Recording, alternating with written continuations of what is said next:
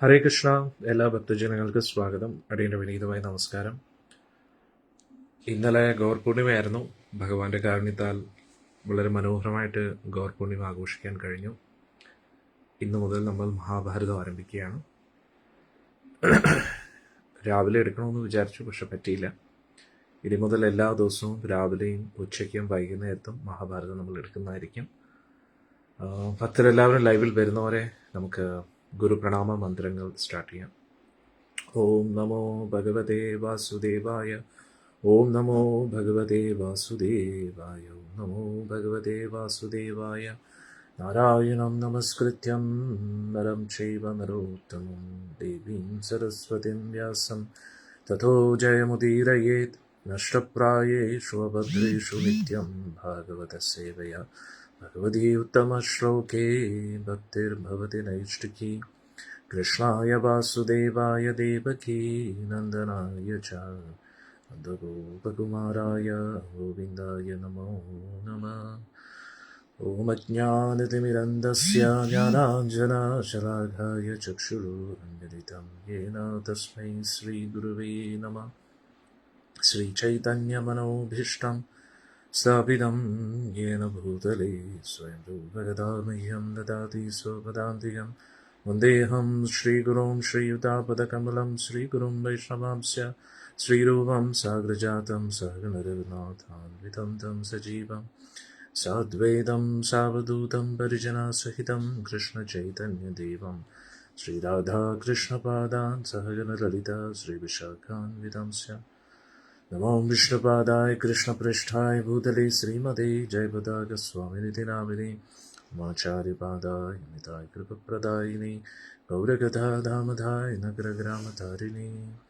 നമോ വിഷ്ണുപാദായ കൃഷ്ണപൃഷ്ഠായ ഭൂതലേ ശ്രീമതേ ഭക്തിവേദാന്തസ്വാമിനിധി നാമിനി നമസ്തേ സാരസ്വതേ ദേവേ ഗൗരവാണി പ്രചാരിണേ നിർവിശേഷ ശൂന്യവാദി പാശ്ചാത്യദേശതാരിണേ. നമോ വിഷ്ണുപാദായ കൃഷ്ണപൃഷ്ഠായ ഭൂതലേ ശ്രീമതേ ഭക്തിസിദ്ധാന്ത സരസ്വതീ നാമിനി ശ്രീവാഷഭാനുവി ദേവി ദയതായ കൃപാബ്ധേ കൃഷ്ണസംബന്ധ വിജ്ഞാനദായിനി പ്രഭവേ നമഃ. മാധുര്യോജ്വല പ്രേമാഢ്യ ശ്രീരൂപാനുഗഭക്തിദ ശ്രീഗൗരകരുണാശക്തി വിഗ്രഹായ നമോസ്തുതേ. നമസ്തേ ഗൗരവാണി ശ്രീമൂർത്തേ ദീനതാരിണി രൂപാനുഗവിരതാപസിദ്ധാന്തദ്വന്ദ്വഹാരിണി. നമോ ഗൗരകിശോരായ സാക്ഷാത് വൈരാഗ്യമൂർത്തയേ വിപ്രലംബരസാംബോധേ പാദാംബുജായതേ നമഃ. നമോ ഭക്തിവിനോദായ സച്ചിദാനന്ദനാമിനേ ഗൗരശക്തിസ്വരൂപായ രൂപാനുഗവരായതേ. ഗൗരാവിർഭാവഭൂമേസ്തം നിർദ്ദിഷ്ടസജ്ജനപ്രിയ വൈഷ്ണവ സർവഭൗമ ശ്രീജഗന്നാഥായതേ നമഃ. നമോ മഹാവദന്യായ കൃഷ്ണപ്രേമപ്രദായതേ കൃഷ്ണായ കൃഷ്ണചൈതന്യ നാമിനേ ഗൗരത്വിസേ നമഃ. പഞ്ചതത്വാത്മകം കൃഷ്ണം ഭക്തരൂപസ്വരൂപകം ഭക്താവതാരം ഭക്താഖ്യം നമാമി ഭക്തശക്തികം. വാഞ്ചാകൽപതരുഭ്യശ്ച കൃപാസിന്ധുഭ്യൈവ ച പതിതാനാം പാവനേഭ്യോ വൈഷ്ണവേഭ്യോ നമോ നമഃ. നമോ മഹാവദന്യായ കൃഷ്ണപ്രേമപ്രദായതേ കൃഷ്ണായ കൃഷ്ണചൈതന്യ നാമിനേ ഗൗരത്വിസേ നമഃ.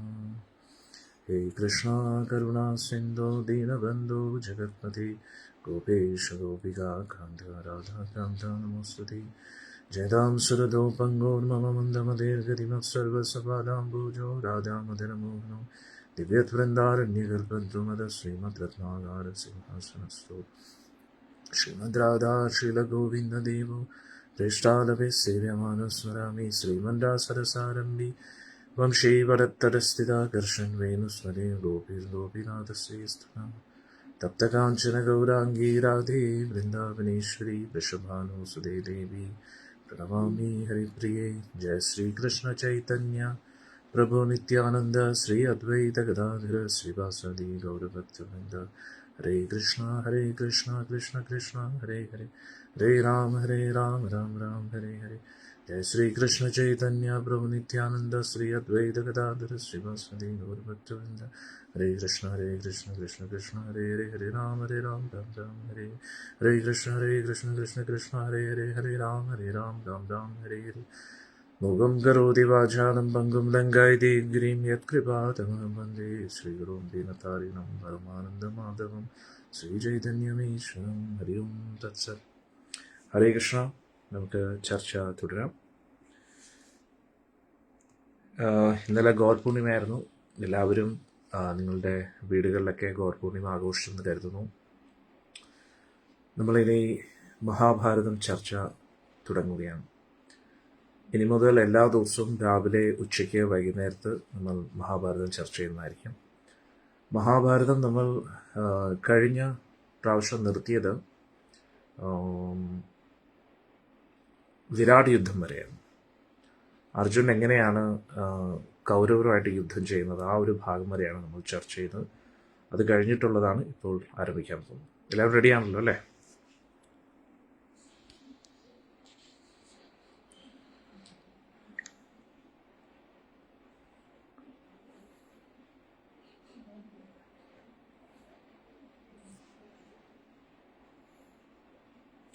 എല്ലാവർക്കും ഓർമ്മയുണ്ടല്ലോ നമ്മൾ കഴിഞ്ഞ പ്രാവശ്യം ചർച്ച ചെയ്തത് മഹാഭാരതം അല്ലേ?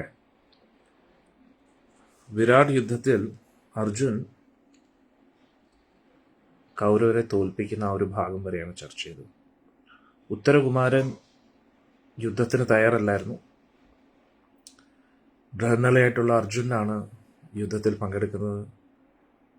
വളരെ ടഫ് ഫൈറ്റായിരുന്നു അർജുനും കൗരവരുമായിട്ടുള്ളത്. അർജുൻ വളരെ നിഷ്പ്രയാസം എല്ലാവരെയും തോൽപ്പിക്കുകയാണ്. ടഫ് ഫൈറ്റായിരുന്നു, പക്ഷേ നിഷ്പ്രയാസം രണ്ടും ഒരേപോലെ വരികയാണ്. കാരണം ഈ കൗരവരെ ഓരോരോ ദ്രോണാചാര്യർ, ഭീഷ്മർ, ഇവരെയൊക്കെ തോൽപ്പിക്കുക എന്ന് പറഞ്ഞാൽ എളുപ്പമായിട്ടുള്ളൊരു കാര്യമല്ല. പക്ഷേ അർജുൻ്റെ ഏറ്റവും വലിയ ശക്തി എന്ന് പറഞ്ഞു കഴിഞ്ഞാൽ ആ തപോബലമാണ്. ധർമ്മം അർജുൻ്റെ ഭാഗത്താണ്. സർവോപരി ഭഗവാന്റെ അനുഗ്രഹം അർജുൻ്റെ കൂട്ടത്തിലുണ്ട്.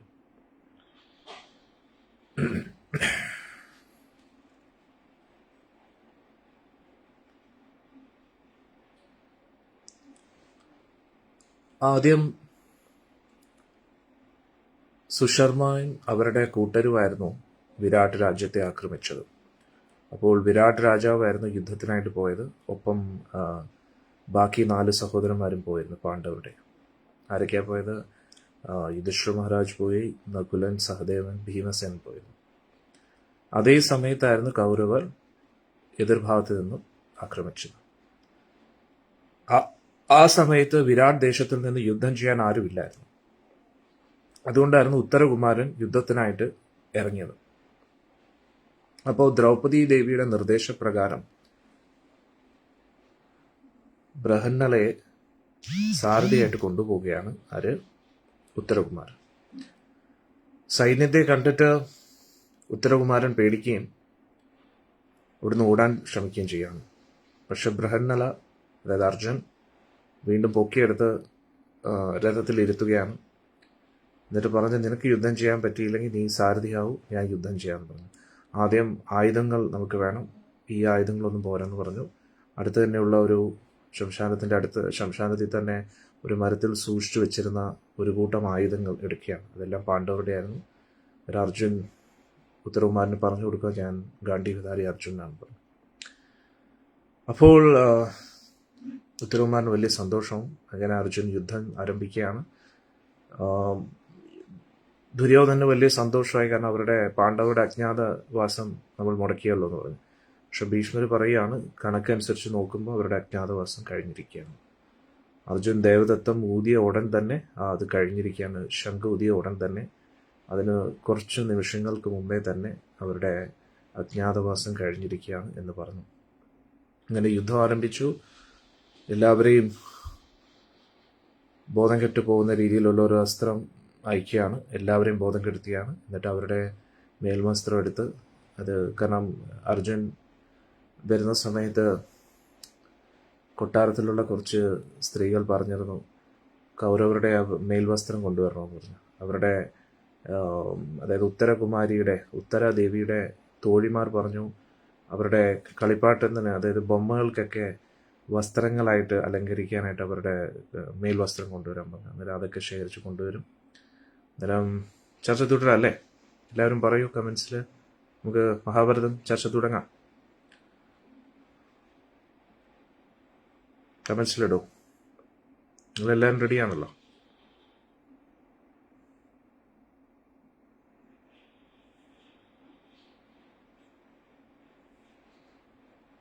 തിരിച്ച സമയത്ത് ഉത്തരകുമാരൻ പറഞ്ഞു, ഞാൻ ഇപ്പം തന്നെ അത് അച്ഛനെ അറിയിക്കുകയാണ്, നിങ്ങൾ പാണ്ഡവരാന്ന്. അവൻ പറഞ്ഞു, അർജുൻ പറഞ്ഞു, ഇല്ല, അത് അനുയോജിച്ച സമയമായിട്ടില്ല, സമയമാകുമ്പോൾ ഞാൻ പറയാം, അതുവരെ അങ്ങ് പറയരുതെന്ന് പറഞ്ഞു. അങ്ങനെ വീണ്ടും ബൃഹന്നളയായിട്ട് തന്നെ അർജുൻ കണ്ടിന്യൂ ചെയ്യുകയാണ്. അപ്പോൾ ഉത്തരകുമാരൻ വീണ്ടും യുദ്ധം ചെയ്യുന്നതിൻ്റെ ആ ഒരു സ്ഥാനത്ത് തന്നെ ഇരിക്കുകയാണ്. പക്ഷെ ഇതൊന്നും വിരാട് രാജാവ് അറിയുന്നില്ല. വിരാട് രാജാവ് അവിടെ അതായത് ഉത്തരകുമാരൻ വന്നതും കൗരവരെ ആക്രമിച്ചതും ഉത്തരകുമാരൻ യുദ്ധത്തിനായിട്ട് പോയതും ഇതൊന്നും വിരാട് രാജാവ് അറിയുന്നില്ല. വിരാട് രാജാവ് പാണ്ഡവരുമായിട്ട് തിരിച്ചെത്തുകയാണ്, ബാക്കിയുള്ള 4 പാണ്ഡവരുമായിട്ട്.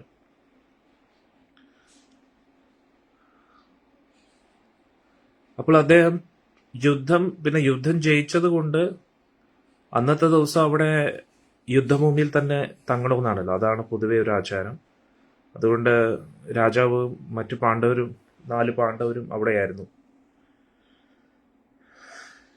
പിറ്റേ ദിവസം ഉച്ചയോടുകൂടിയാണ് വിരാട് രാജാവ് കൊട്ടാരത്തിലേക്ക് പ്രവേശിക്കുന്നത്.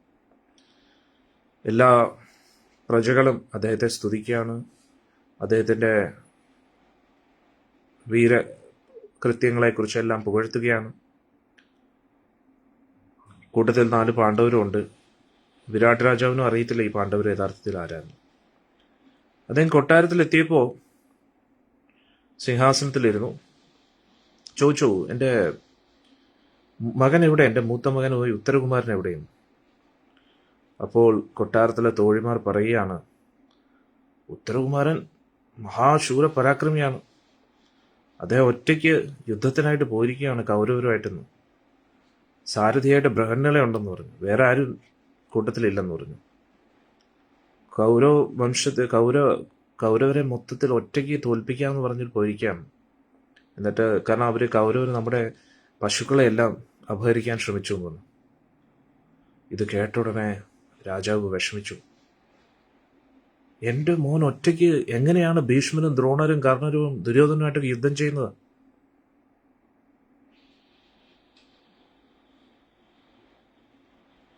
അതും ത്രികർത്തകന്മാര്, അതായത് സുശർമ്മയും അവരുടെ കൂട്ടരും, അവരെ ഞാൻ തോൽപ്പിച്ചു എന്ന് അറിഞ്ഞു കഴിഞ്ഞാൽ അവർ തീർച്ചയായിട്ടും ഈ നഗരം ആക്രമിക്കും, നമ്മളെല്ലാം ഇനി നാശത്തിലേക്ക് പോവുകയാണോ എന്ന് രാജാവ് ഇങ്ങനെ ചിന്തിക്കുകയാണ്. ഉടൻ തന്നെ രാജാവ് മന്ത്രിമാരോട് പറഞ്ഞു, എത്രയും പെട്ടെന്ന് യുദ്ധത്തിന് വേണ്ടി തയ്യാറാവും, നമുക്ക് വീണ്ടും പോകണമെന്ന്. എത്രയും പെട്ടെന്ന് ഭൂമിഞ്ജയനെ നമുക്ക് തിരിച്ചു കൊണ്ടുവരണം. ഒരു ഉത്തരകുമാരന്റെ യഥാർത്ഥ പേര് ഭൂമിഞ്ജയൻ എന്നാണ്. എന്നിട്ട് കൗരവരെ നമുക്ക് തടയണം ഈ നഗരത്തിലെ ആക്രമിക്കുന്നതിൽ നിന്നും. അതും പ്രത്യേകിച്ച് ഒരു ഉപയോഗവും ഇല്ലാത്ത ഒരാളെയാണ് സാരഥിയായിട്ട് കൊണ്ടുപോയിരിക്കുന്നത്. എൻ്റെ മോൻ ജീവനോടുണ്ടോയെന്ന് പോലും എനിക്ക് ഉറപ്പില്ലെന്ന്. ഇത് കേട്ടിട്ട് യുധിഷ്ഠിരൻ ചിരിച്ചിട്ട് പറഞ്ഞു, ബൃഹന്നള സാരഥിയായിട്ടുള്ളപ്പോൾ പിന്നെ അങ്ങേക്ക് ഭയപ്പെടേണ്ട ആവശ്യമില്ലെന്ന്. കൗരവർക്ക് ഒരിക്കലും അവനെ തോൽപ്പിക്കാൻ കഴിയില്ല. ദേവന്മാരുൾപ്പെടെ എല്ലാവരും ചേർന്നാൽ പോലും ബൃഹന്നള സാരഥിയായിട്ടുണ്ടെങ്കിൽ ആ വ്യക്തി ആർക്കും തോൽപ്പിക്കാൻ കഴിയുന്നു. ഇത് കേട്ട ഉടനെ രാജാവിന് യുധിഷ്ഠിരനോട് എന്ത് പറയണമെന്ന് അറിയത്തില്ല. ഇതൊരു തമാശയ്ക്കുള്ള ഇതല്ല. എന്നിട്ട് വീണ്ടും രാജാവ് ചിന്തിക്കുകയാണ്, ഭൂമിഞ്ജയൻ മരിച്ചു കാണും എന്നൊക്കെ പറഞ്ഞ് ഇങ്ങനെ ചിന്തിക്കുകയാണ്. അപ്പോൾ ഏറ്റവും വലിയ മണ്ടത്തരമാണ് കാണിച്ചിരിക്കുന്നത്. ഒരു ആടും പെണ്ണും കെട്ടവൻ്റെ സഹായത്തോടു കൂടിയാണ് പോകുന്നത്. അങ്ങനെ വിരാട് രാജാവ് സൈനികരെ എല്ലാം തയ്യാറാക്കിക്കൊണ്ടിരിക്കുന്ന സമയത്ത് അവിടെ ഒരു ദൂതൻ വരികയാണ് സഭയിലേക്ക്. എന്നിട്ട് പറഞ്ഞു, കൗരവരെല്ലാം പിന്മാറിയെന്ന് പറഞ്ഞു. പശുക്കളെ എല്ലാം രക്ഷപ്പെടുത്തി അങ്ങയുടെ മകനും സുരക്ഷിതനായിട്ടിരിക്കാം, സാരഥി ഉൾപ്പെടെയെന്ന്. അവരധികം താമസിക്കാതെ കൊട്ടാരത്തിലേക്ക് എത്തുകയെന്ന്. എന്നിട്ട് ഇത് കേട്ടപ്പോൾ യുധിഷ്ഠിരൻ പറഞ്ഞു, ഇതിൽ വലിയ അത്ഭുതമൊന്നുമില്ല, ബൃഹന്നള കൂട്ടത്തിലുണ്ടെങ്കിൽ പിന്നെ വിജയം സുനിശ്ചിതമാണ്. ഇത് കേട്ടപ്പോൾ രാജാവ് യുധിഷ്ഠിരൻ പറഞ്ഞതെല്ലാം തള്ളി. എന്നിട്ട് സന്തോഷത്തോടുകൂടി പറഞ്ഞു,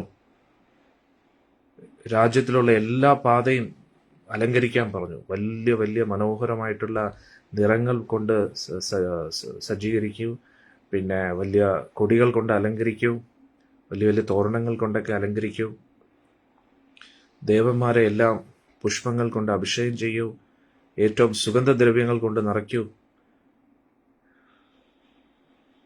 ഞാനും എൻ്റെ എല്ലാ മന്ത്രിമാരും എൻ്റെ മറ്റു മക്കളും എല്ലാവരും കൂടെ രാജകുമാരനെ വിജയിച്ചു വരുന്ന എൻ്റെ മകനെ സ്വീകരിക്കാനായിട്ട് എല്ലാവരും തയ്യാറാവേണ്ടതാണ്. എല്ലാ വാദ്യ ഉപകരണങ്ങൾ വായിക്കുന്ന എല്ലാ വാദ്യവിദ്വാൻമാരെ എല്ലാവരും വിളിക്കുക. ഏറ്റവും സുന്ദരിമാരായിട്ടുള്ള നർത്തകിമാരെ വിളിക്കുക. അവരെല്ലാവരും എൻ്റെ കുമാരനെ സ്വീകരിക്കാൻ വരണം. എന്നിട്ട് ഒരു ദൂതനെ ആനപ്പുറത്ത് എഴുന്നള്ളിപ്പിച്ച് എല്ലായിടത്തും മണിനാദത്തോടു കൂടി എൻ്റെ മകൻ ജയിച്ച കാര്യം പ്രഖ്യാപിക്കാൻ പറഞ്ഞു.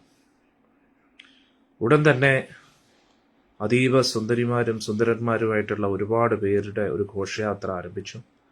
വലിയ വലിയ വാദ്യോപകരണങ്ങളൊക്കെ ഊത്തും ചെണ്ടയും മേളമായിട്ട് എല്ലാവരും നടക്കുകയാണ്. ബ്രാഹ്മണരെല്ലാം ശുഭമന്ത്രങ്ങളെല്ലാം ഉരുവിടാൻ തുടങ്ങി. ഈ മകൻ്റെ യുദ്ധത്തെക്കുറിച്ച്, മകൻ്റെ ആ വീരസാഹസികതയെ വർണ്ണിക്കുന്ന രീതിയിൽ ഒരു കൂട്ടം ആൾക്കാർ പല പല പാട്ടുകളും രചിച്ചു. അതിൻ്റെ ഇടയിൽ ഇതെല്ലാം കണ്ട് സന്തോഷിച്ച രാജാവ് യുധിഷ്ഠിരനോട് പറഞ്ഞു. അന്നേരം യുധിഷ്ഠിരൻ കങ്കൻ എന്ന് പറയുന്ന ഒരു പേരിലാണ് അവിടെ അറിയപ്പെട്ടിരുന്നത്. കങ്ക, വരൂ, നമുക്ക് ചൂത് കളിക്കാം. നമ്മുടെ മകൻ വരുന്നവരെ നമുക്ക് നേരം പോക്കായിട്ടൊന്ന് കളിക്കാം. എനിക്ക് ഉറച്ച വിശ്വാസമുണ്ട്, ഈ പ്രാവശ്യം ഞാൻ നിങ്ങളെ തോൽപ്പിക്കും. ഒരുപാട് സ്വർണങ്ങളും രത്നങ്ങളും ഒക്കെ എനിക്ക് കിട്ടും. എനിക്ക് ഒരുപാട് സന്തോഷമുണ്ട്. നിനക്കും കിട്ടുമോ?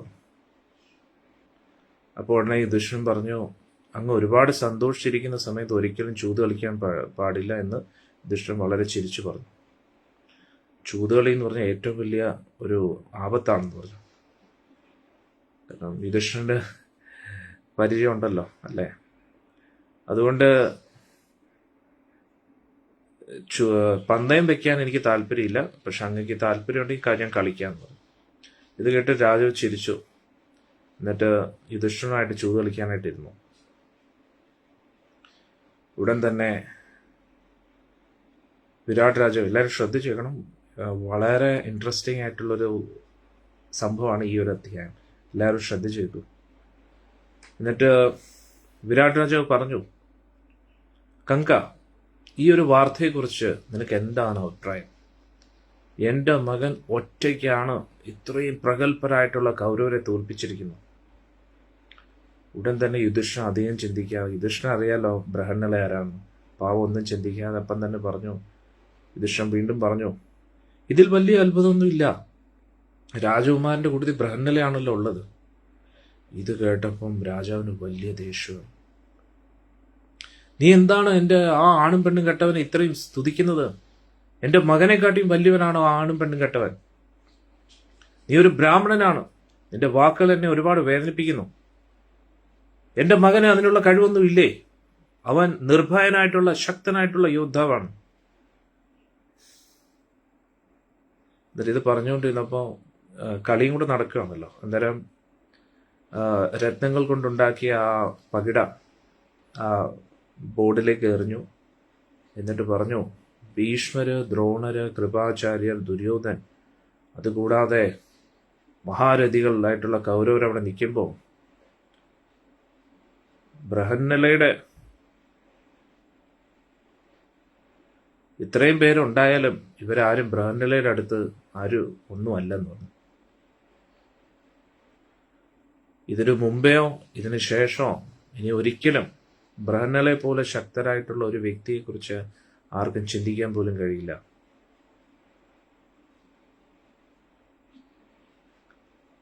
ബൃഹന്നലയായിട്ട് യുദ്ധം ചെയ്യുന്നത് തന്നെ വലിയൊരു സൗഭാഗ്യമായിട്ടാണ് എതിരാളികൾ കാണുന്നത്. ഇതും കൂടെ കേട്ടപ്പോൾ രാജാവിന് വലിയ ദേഷ്യമായി. രാജാവ് എഴുന്നേറ്റു. എന്നിട്ട് ആ പകിട എടുത്ത ദേഷ്യത്തോടു കൂടി പറഞ്ഞു, നിനക്ക് എന്താ ശരി എന്താ തെറ്റെന്നൊന്നും അറിയത്തില്ല.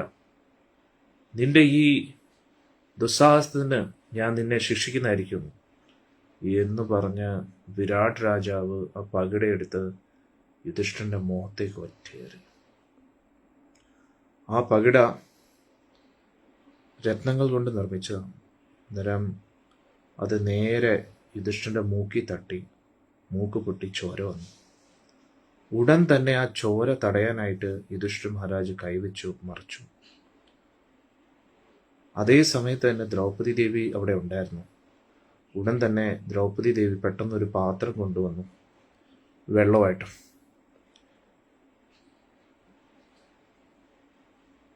എന്നിട്ട് നനഞ്ഞൊരു തുണി വെച്ചിട്ട് ആ രക്തം ഒഴുകുന്നത് തടയാൻ ശ്രമിക്കുകയാണ്.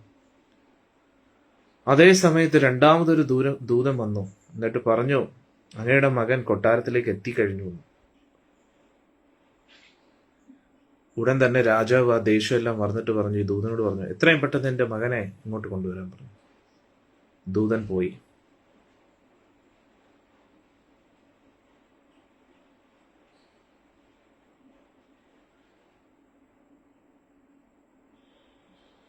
ഉടൻ തന്നെ ആ ദൂതൻ പോവുകയായിരുന്നു. പോകുന്ന സമയത്ത് ദൂതന്റെ ചെവിയിലോട്ട് യുധിഷ്ഠിരൻ പറഞ്ഞു, രാജകുമാരനെ ഒറ്റയ്ക്ക് കൊണ്ടുവരാവുള്ളൂ, ബൃഹന്നലെ കൊട്ടാരത്തിനകത്തോട്ട് കൊണ്ടുവരരുത്. കാരണം യുധിഷ്ഠിരൻ അറിയായിരുന്നു അർജുനൻ ഒരു പ്രതിജ്ഞ എടുത്തിട്ടുണ്ട്. ആരെങ്കിലും യുധിഷ്ഠിരന്റെ രക്തം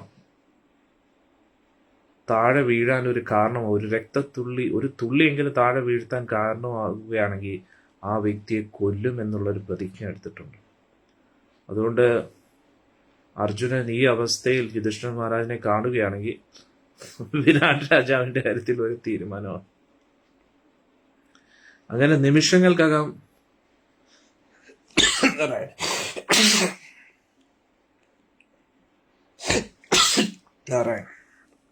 നിമിഷങ്ങൾക്കകം ഭൂമിഞ്ജയൻ കൊട്ടാരത്തിലെത്തുകയാണ്. നല്ല മനോഹരമായ ഒരു മാലയൊക്കെ ധരിച്ച് ചന്ദനം കൊണ്ടൊക്കെ അലങ്കരിച്ച് അച്ഛൻ്റെ കാൽക്കൽ വീണു. എന്നിട്ട് കൈകൂപ്പി യുധിഷ്ഠിരന്റെ മുമ്പിൽ നമസ്കരിച്ചു. യുധിഷ്ഠിരന്റെ മുഖത്ത് നിന്ന് രക്തം ഒഴുകുന്നത് കണ്ടിട്ട് അച്ഛനോട് ചോദിച്ചു, ഈ കങ്കനോട് ഇത് ആരാണ് ചെയ്തത്? ഇത്രയും വലിയൊരു ക്രൂരത ആരാ ചെയ്തതെന്ന് ചോദിച്ചു. ഉടൻ തന്നെ രാജാവ് ദേഷ്യത്തിൽ യുധിഷ്ഠിരനെ നോക്കിയിട്ട് പറഞ്ഞു, ഈ ഒരു ബ്രാഹ്മണൻ ഇത് അർഹിക്കുന്നു. ഞാൻ നിന്നെ പുകഴ്ത്തിക്കൊണ്ടിരിക്കുന്ന സമയത്ത് ഇവൻ ആ ബൃഹന്നളെ പുകഴ്ത്തുകയായിരുന്നു. ആ ബൃഹന്നള നിന്നെക്കാട്ടിയും കേമനാണെന്നായിരുന്നു പറയുന്നു. ഇത് കേട്ടിട്ട് ഭൂമിഞ്ജയന് വലിയ ഭയം തോന്നി. എന്നിട്ട് പറഞ്ഞു, അങ്ങ് വലിയൊരു പാപമാണ് ചെയ്തിരിക്കുന്നത്. വലിയൊരു ബ്രാഹ്മണ ശാപം അങ്ങേക്ക് കിട്ടാൻ അർഹനാണ്. ഉടൻ തന്നെ ആ രാജാവ് യുധിഷ്ഠിരനോട് മാപ്പ് ചോദിച്ചു. എന്നിട്ട് വിരാട് രാജാവ് മകനോട് പറഞ്ഞു, നിന്നെപ്പോലെ ഒരു പ്രഗത്ഭനായിട്ടുള്ള മകൻ എനിക്ക് ലഭിച്ചല്ലോ. നമ്മുടെ ഈ കുലം ധന്യമായി. നീ ഒറ്റയ്ക്ക് കൗരവരെ മൊത്തം തോൽപ്പിച്ചല്ലോ. എൻ്റെ പശുക്കളെല്ലാം തിരിച്ചു കൊണ്ടുവന്നല്ലോ. എന്നിട്ട് ഉടൻ തന്നെ രാജകുമാരൻ തല കുലുക്കിയിട്ട് പറഞ്ഞു, ഞാനല്ല പശുക്കളെ രക്ഷിച്ചത്, ഞാനല്ല കൗരവരെ തോൽപ്പിച്ചത്. എല്ലാവരും ആ ദേവന്റെ പുത്രനാണ് ചെയ്തതെന്ന് പറഞ്ഞു. ഞാൻ ഭയത്താൽ ഓടുകയായിരുന്നു. ഉടൻ തന്നെ വജ്രായുധം പോലും കൈ പിടിക്കാൻ ശക്തനായിട്ടുള്ള ആള് അദ്ദേഹം എന്നെ നിർത്തി. എന്നിട്ട് എൻ്റെ രഥത്തിൽ കയറി. എന്നിട്ട് അദ്ദേഹം ഒറ്റയ്ക്കാണ് കുരുവംശത്തെ മുഴുവൻ തോൽപ്പിച്ചത്. ഭീഷ്മർ, ദ്രോണർ, ദുര്യോധൻ, കൃപാചാര്യർ, കർണൻ, അശ്വത്ഥാമ ഇവരെല്ലാവരും അടങ്ങിയിരിക്കുന്ന അവരെ എല്ലാവരും ഒറ്റയ്ക്ക് തോൽപ്പിച്ചു. അതിന് കാരണം ഉത്തരകുമാർ എന്തുകൊണ്ട് പറഞ്ഞില്ല? കാരണം അർജുൻ പറഞ്ഞിരുന്നു, നീ ഒരിക്കലും ഞാൻ പറയാതെ ഒരിക്കലും നീ പറയരുത്, നമ്മൾ പാണ്ഡവരാണ്. അങ്ങനെ ഉത്തരകുമാരൻ വാക്ക് കൊടുത്തുകൊണ്ടാണ് ഇവിടെ പറയാത്തത് പാണ്ഡവർ യഥാർത്ഥത്തിൽ ആരായിരുന്നു. അതായത് ഈ വേഷം മാറി നിൽക്കുന്ന എല്ലാം പാണ്ഡവരാണെന്ന് ഭൂമിഞ്ജയൻ അതുകൊണ്ടാണ് പറയാത്തത്. പറഞ്ഞു, ആ ദേവലോകത്തുനിന്ന് വന്ന യുവാവ് എല്ലാവരും തോൽപ്പിച്ചു. എന്നിട്ട് എല്ലാവരും ഹസ്തിനപുരിയിലേക്ക് ഓടിയെന്ന്. ഇത് കേട്ടിട്ട് രാജാവ് അത്ഭുതത്തോടുകൂടി കേൾക്കുകയായിരുന്നു. എന്നിട്ട് ചോദിച്ചു, പിന്നെ ആ യുവാവ് എവിടെ പോയി? അന്നേരം മുമ്പിജയും പറഞ്ഞു, അത് എന്താ സംഭവിച്ചത് എനിക്ക് പിന്നെ പറയാൻ കഴിയില്ലെന്ന്. യുധിഷ്ഠിരൻ മിണ്ടാതിരിക്കുകയായിരുന്നു. എന്നിട്ട് അദ്ദേഹത്തിൻ്റെ മുറിവ് നേരെയാക്കിക്കൊണ്ടിരിക്കുക. അദ്ദേഹം ദ്രൗപദിയെ ഒന്ന് നോക്കി. ദ്രൗപദി അന്നേരം ചിരിച്ചു. എന്നിട്ട് രാജാവ് അധികം താമസിക്കാതെ എല്ലാം സത്യം തിരിച്ചറിയാൻ പോവുകയാണെന്ന് മനസ്സിലായി. വൈകുന്നേരമായി. എന്നിട്ട് വിരാട് കുമാരൻ, ഉത്തരകുമാരൻ അച്ഛന് യുദ്ധത്തിൽ നടന്ന സംഭവം എല്ലാം വിശദീകരിച്ച് പറഞ്ഞു കൊടുക്കുകയാണ്. പിറ്റേ ദിവസം അതിരാവിലെ യുധിഷ്ഠിരൻ ചുറ്റും സഹോദരന്മാരെല്ലാവരും ഒത്തുകൂടിയിരിക്കുകയാണ്. അവിടെ രാജാവ് വരുന്നതിന് മുമ്പേ തന്നെ എല്ലാവരും അവിടെ ഒത്തുകൂടി. അവര് രാജകീയ വേഷവും ധരിച്ചിട്ടിരിക്കുകയാണ്. എന്നിട്ട് സാധാരണ രാജാക്കന്മാരിൽ ഇരിക്കുന്ന ആ ആസനത്തിൽ അവരെല്ലാരും കയറിയിരുന്നു. അവരിയ്ക്കുന്ന അതേ സമയത്ത് തന്നെ രാജാവ് മന്ത്രിമാരുമായിട്ട് സഭയിലേക്ക് കയറുകയാണ്. അദ്ദേഹം കണ്ടപ്പോൾ അത്ഭുതപ്പെട്ടു. കങ്കൻ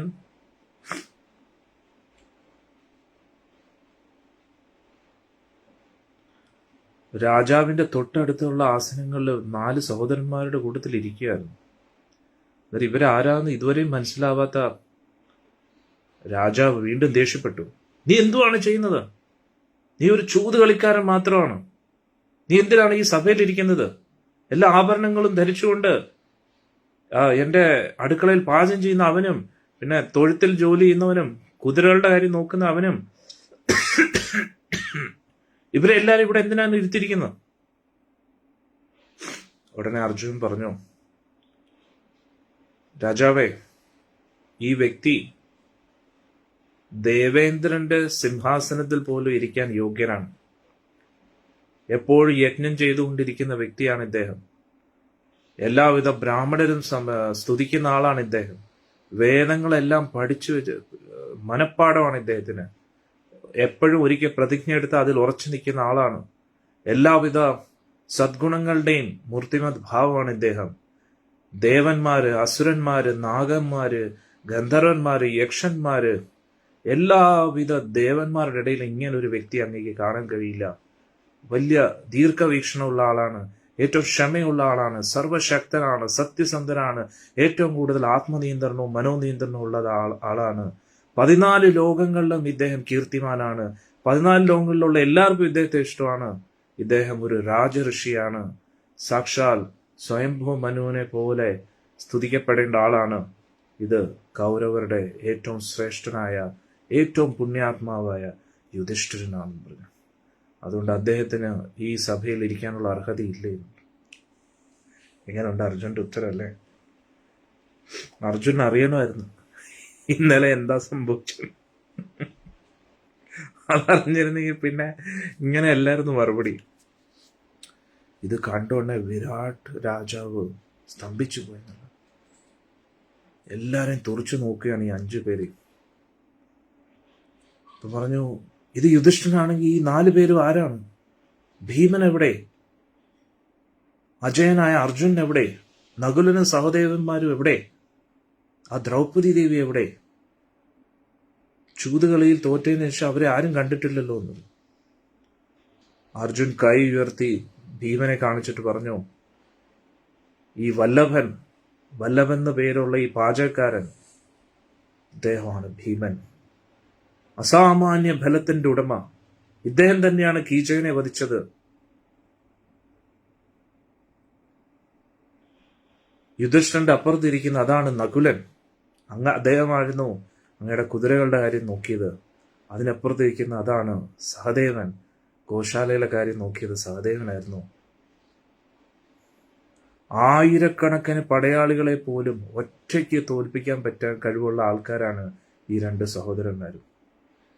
ഇനി ദ്രൗപദിയെക്കുറിച്ച് പറയുകയാണെങ്കിൽ, കഴിഞ്ഞ 1 വർഷമായിട്ട് അങ്ങയുടെ കൊട്ടാരത്തിൽ സൈരന്ധ്രിയായിട്ട് സേവനം ചെയ്തുകൊണ്ടിരിക്കുകയാണ്.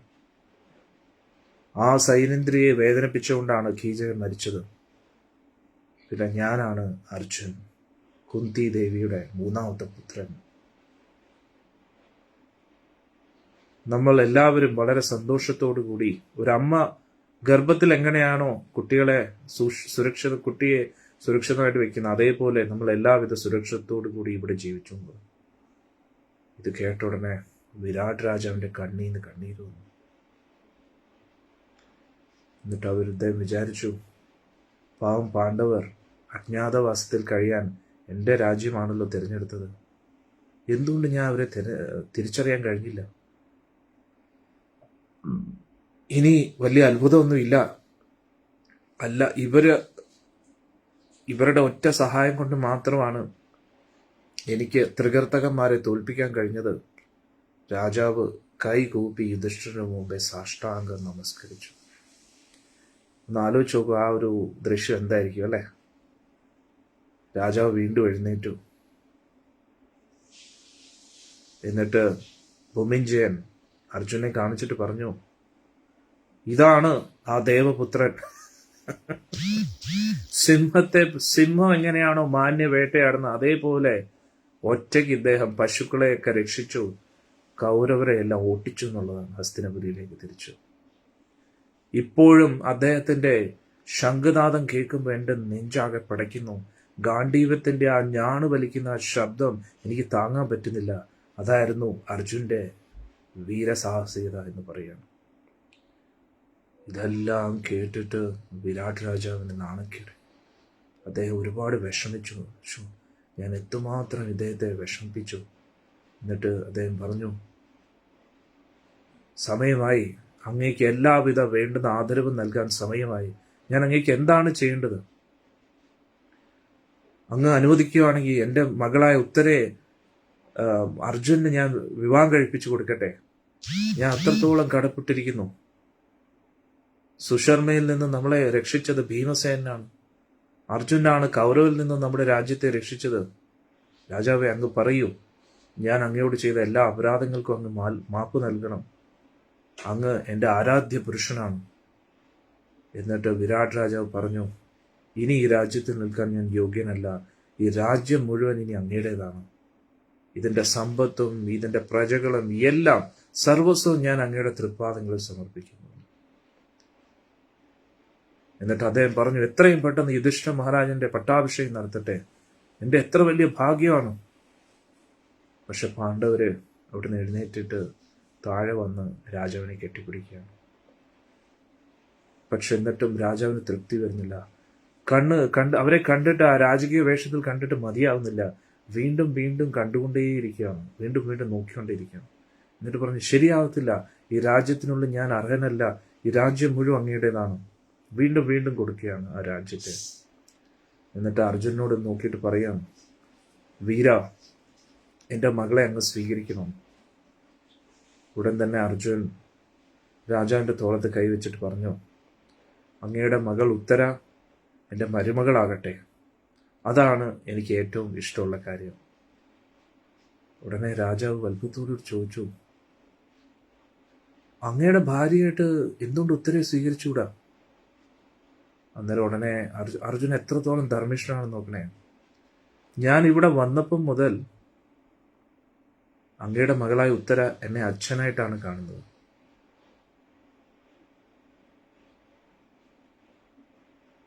നമ്മൾ ഒറ്റയ്ക്ക് ഇരിക്കുമ്പോഴെല്ലാം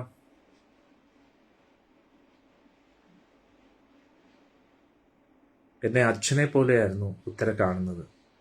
അതുകൂടാതെ ഉത്തരയിൽ ഞാനും എൻ്റെ മകളെയാണ് കാണുന്നത്. അതുകൊണ്ട് വേറൊരു അർത്ഥത്തിൽ ഞാൻ ആ കുട്ടിയെ കാണാൻ ആഗ്രഹിക്കുന്നില്ല. ഇനി ഞാൻ ആ കുട്ടിയെ ഭാര്യയായിട്ട് സ്വീകരിക്കുകയാണെങ്കിൽ ആ കുട്ടിയുടെ പരിശുദ്ധിയെ എല്ലാവരും സംശയിക്കും. കാരണം ഇത്രയും കാലം ഞാൻ എൻ്റെ ശിഷ്യയായിട്ട് കൂട്ടത്തിലുണ്ടായിരുന്നല്ലോ.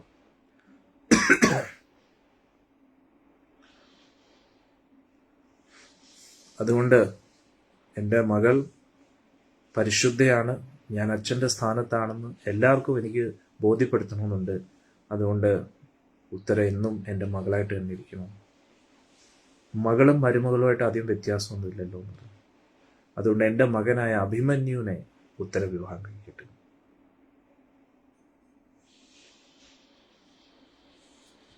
പിന്നെ അഭിമന്യു അഭിമന്യുവിൻ്റെ മാമൻ സാക്ഷാൽ ശ്രീകൃഷ്ണ ഭഗവാനാണ്. അതുകൊണ്ട് എല്ലാം കൊണ്ടും ദേവതുല്യനാണ്. അതുകൊണ്ട് അഭിമന്യു തന്നെയായിരിക്കും ഉത്തരയ്ക്ക് അനുയോജ്യനായിട്ടുള്ള ഭർത്താവ്. നോക്കണേ, അർജുൻ എത്ര ഉയർന്ന ചിന്താഗതി അർജുൻ നോക്കണേ. ഉടൻ തന്നെ അത് കേട്ടപ്പോൾ രാജാവിന് വലിയ സന്തോഷമാണ്. രാജാവൻ പറഞ്ഞു, അങ്ങ് ഏറ്റവും വലിയ പുണ്യാത്മാവാണ്. അങ്ങ് പറഞ്ഞത് ഏറ്റവും ധർമ്മിഷ്ഠമായിട്ടുള്ള കാര്യമാണ്. അതുകൊണ്ട് എന്താണോ അങ്ങേക്ക് അനുയോജ്യമായിട്ടുള്ള അതൊന്ന് ചെയ്യൂ. അന്നേരം ഇവിടെ അദ്ദേഹം പറയുന്നു, അങ്ങ് അർജുനാണ്. അർജുനുമായിട്ട് ആർക്ക് ഏത് രീതിയിൽ എന്തെങ്കിലും ഒരു ബന്ധമുണ്ടെങ്കിലും അവരുടെ എല്ലാ ആഗ്രഹങ്ങളും പൂർത്തീകരിക്കപ്പെടുന്നു. ഉടൻ തന്നെ യുധിഷ്ഠിര മഹാരാജാവും ആ വിവാഹത്തിന് അനുമതി നൽകി. എന്നിട്ട് വിരാട് രാജാവ് പാണ്ഡവർക്ക് അനുയോജ്യമായിട്ടുള്ള കൊട്ടാരം, മണിമാളികകളിലേക്ക് താമസിക്കാനുള്ള എല്ലാവിധ സൗകര്യങ്ങളും അറേഞ്ച് ചെയ്തു. എന്നിട്ട് ദൂതന്മാരോട് എല്ലായിടത്തും പ്രഖ്യാപിക്കൂ, പാണ്ഡവരും അവരുടെ കൂട്ടരും അവരുടെ സഹോദരങ്ങളും അവരുടെ സുഹൃത്തുക്കളും എല്ലാവർക്കും അറിയിക്കൂ, പാണ്ഡവർ അവരുടെ അജ്ഞാതവാസം പൂർത്തീകരിച്ചു. അവരിപ്പോൾ വിരാട് രാജ്യത്ത് താമസിക്കുകയാണെന്ന് എല്ലാവരെയും അറിയിക്കാൻ പറഞ്ഞു.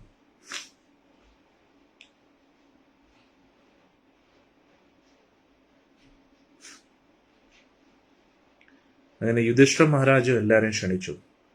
അങ്ങനെ ശ്രീകൃഷ്ണ ഭഗവാൻ അവിടെ എത്തി. ബലരാമസ്വാമി ദ്വാരകയിൽ നിന്നും, എന്നിട്ട് അഭിമന്യു, എല്ലാ കുടുംബാംഗങ്ങളും വരാൻ തുടങ്ങി. ദ്രുപദ രാജാവ് വലിയൊരു സൈന്യമായിട്ട് അവിടെ എത്തി. കാശി രാജാവ് എത്തി. യുധിഷ്ഠിരന്റെ വലിയൊരു കൂട്ടുകാരനായിരുന്നു. ആ കാശി രാജാവിന്റെ മകളെയാണ് ഭീമൻ വിവാഹം കഴിച്ചത്.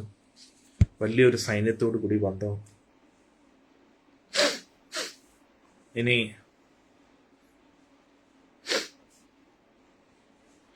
പാണ്ഡവര് എല്ലാവരെയും സ്വീകരിച്ചിരുത്തി. പാണ്ഡവർക്ക് ഭഗവാൻ കൃഷ്ണനെ കണ്ടപ്പോൾ വലിയ സന്തോഷമായി. ഭഗവാനും കൂട്ടത്തിൽ യാദവ സൈന്യത്തെ മൊത്തത്തിൽ കൊണ്ടുവന്നിരിക്കുകയാണ്. ഭഗവാൻ യുധിഷ്ഠിരന്റെയും ഭീമന്റെയും മുമ്പിൽ കൈകൂപ്പി നമസ്കരിച്ചു, കാല് തൊട്ട് നമസ്കരിച്ചു. അതേസമയത്ത് നകുലനും സഹദേവനും ഭഗവാന്റെ കാൽക്കൽ തൊട്ട് നമസ്കരിച്ചു. അർജുനും ഭഗവാനെ കെട്ടിപ്പിടിച്ചു. എന്നിട്ട് അവരെല്ലാവരും സന്തോഷത്തോടെ സംസാരിക്കുകയാണ്. എന്നിട്ട് അടുത്ത പൗർണമിക്ക് തന്നെ അഭിമന്യുവിൻ്റെയും ഉത്തരയുടെയും വിവാഹം കഴിക്കാൻ തീരുമാനിച്ചു. അതിനുള്ള തയ്യാറെടുപ്പുകൾ വിരാട് രാജാവും ആരംഭിച്ചു. ആ രാജ്യം മുഴുവൻ നല്ല രീതിയിൽ അലങ്കരിച്ചു. ഈ ഒരു ബന്ധം ഏറ്റവും പ്രധാനപ്പെട്ട ബന്ധമാണ്. കാരണം ഇവരുടെ മകനായിട്ടാണ് പരീക്ഷിത് മഹാരാജ് ജനിക്കുന്നത്. വിവാഹ ദിവസം ഏറ്റവും ആർഭാടമായിട്ടുള്ള രീതിയിലായിരുന്നു എല്ലാ കാര്യങ്ങളും നടക്കുന്ന. ഒരുപാട് സുന്ദരനും സുന്ദരിമാരുമായിട്ടുള്ള തോഴിമാരും ഒക്കെ അവിടെ വലിയൊരു ഘോഷയാത്ര ഉണ്ടായിരുന്നു. അവരെല്ലാം ഏറ്റവും വില കൂടിയ ആഭരണങ്ങൾ ധരിച്ചിരിക്കുകയായിരുന്നു. അതിൻ്റെ ഏറ്റവും മുമ്പിൽ ദ്രൗപദി ദേവി ഉണ്ടായിരുന്നു. ദ്രൗപദി ദേവി സ്വയമാണ് ഉത്തരയെ വിവാഹ ചടങ്ങുകളിലേക്ക് ആനയിച്ചു കൊണ്ടുപോയത്. ഒരുപാട് ബ്രാഹ്മണര് യജ്ഞം ചെയ്തുകൊണ്ടിരിക്കുകയായിരുന്നു. ഭഗവാൻ കൃഷ്ണനും പാണ്ഡവരും ബലരാമസ്വാമിയും അങ്ങനെ ആ എല്ലാവരുടെയും ഉപസ്ഥിതിയിൽ ഉത്തരാദേവി അഭിമന്യുവിനെ വിവാഹം കഴിക്കുക.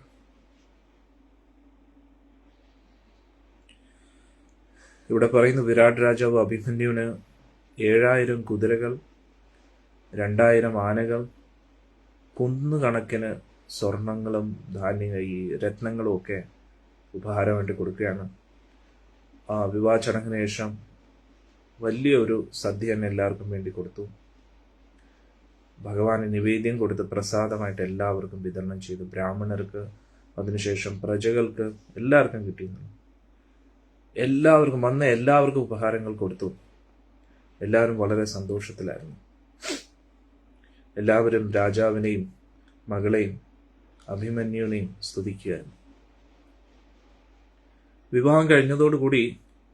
പാണ്ഡവർ അവരുടെ അടുത്ത നീക്കം എന്തായിരിക്കണം എന്നിങ്ങനെ ചിന്തിക്കുകയാണ്. അവരുടെ രാജ്യം എങ്ങനെ അവർക്ക് തിരിച്ചു പിടിക്കാം എന്ന് ചിന്തിക്കുകയാണ്.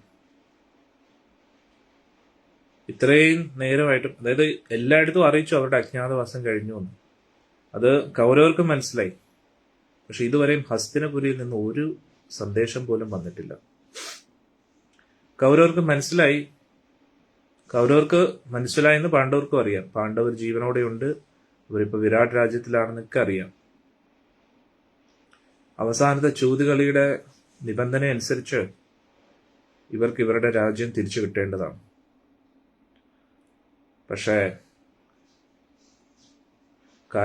കാര്യങ്ങളുടെ പോക്ക് വെച്ച് അത് ഉറപ്പിക്കായിരുന്നു. ഒരു ശാന്തമായിട്ടുള്ള രീതിയിൽ അവർ സമ്മതിക്കുമെന്ന് തോന്നുന്നില്ല. ഉടൻ തന്നെ ഭഗവാൻ പറഞ്ഞു, നമ്മൾ നമ്മുടെ ഹിതചിന്തകരായിട്ടുള്ള എല്ലാവരെയും കൂടിയിരുത്തി ഒരു സഭ കൂടാം. വിവാഹത്തിന് ശേഷം എല്ലാരെയും വിരാട് രാജാവിന്റെ സഭയിലെത്തി നമുക്കൊരു ചർച്ച ആരംഭിക്കാമെന്ന് പറഞ്ഞു. അങ്ങനെ വിരാട് രാജാവും ദ്രുപദനും ഇരിക്കുകയായിരുന്നു. ഏറ്റവും മുതിർന്ന രാജാക്കന്മാരായിട്ട് ഭഗവാൻ കൃഷ്ണനും ബലരാമനും ഒപ്പം ഉണ്ടായിരുന്നു. അന്നേരം ഈ 4 പേരുടെ തീരുമാനമായിരുന്നു ഫൈനലായിട്ട് കാണുന്നത്. അതായത് ദ്രുപദനും വിരാട് രാജാവും, കാരണം ഏറ്റവും മൂത്ത ആൾക്കാരാ, പിന്നെ ഭഗവാൻ കൃഷ്ണനും ബലരാമനും. അന്നേരം ഇവർ 4 പേര് എന്ത് തീരുമാനിക്കുന്നു അത് ഫൈനലാണ്. ഒപ്പം അടുത്ത് തന്നെ യുധിഷ്ഠിരനും ബാക്കി 4 സഹോദരന്മാരും, അത് കൂടാതെ ഒരു കൂട്ടം ഇവരുടെ കൂട്ടുകാർ, 100 കണക്കിന് ശക്തരായിട്ടുള്ള വേറെ രാജാക്കന്മാരും. ആ ഒരു സഭ കാണാൻ തന്നെ നല്ല ഭംഗിയായിരുന്നു എന്ന് മഹാഭാരതത്തിൽ പറയുന്നു.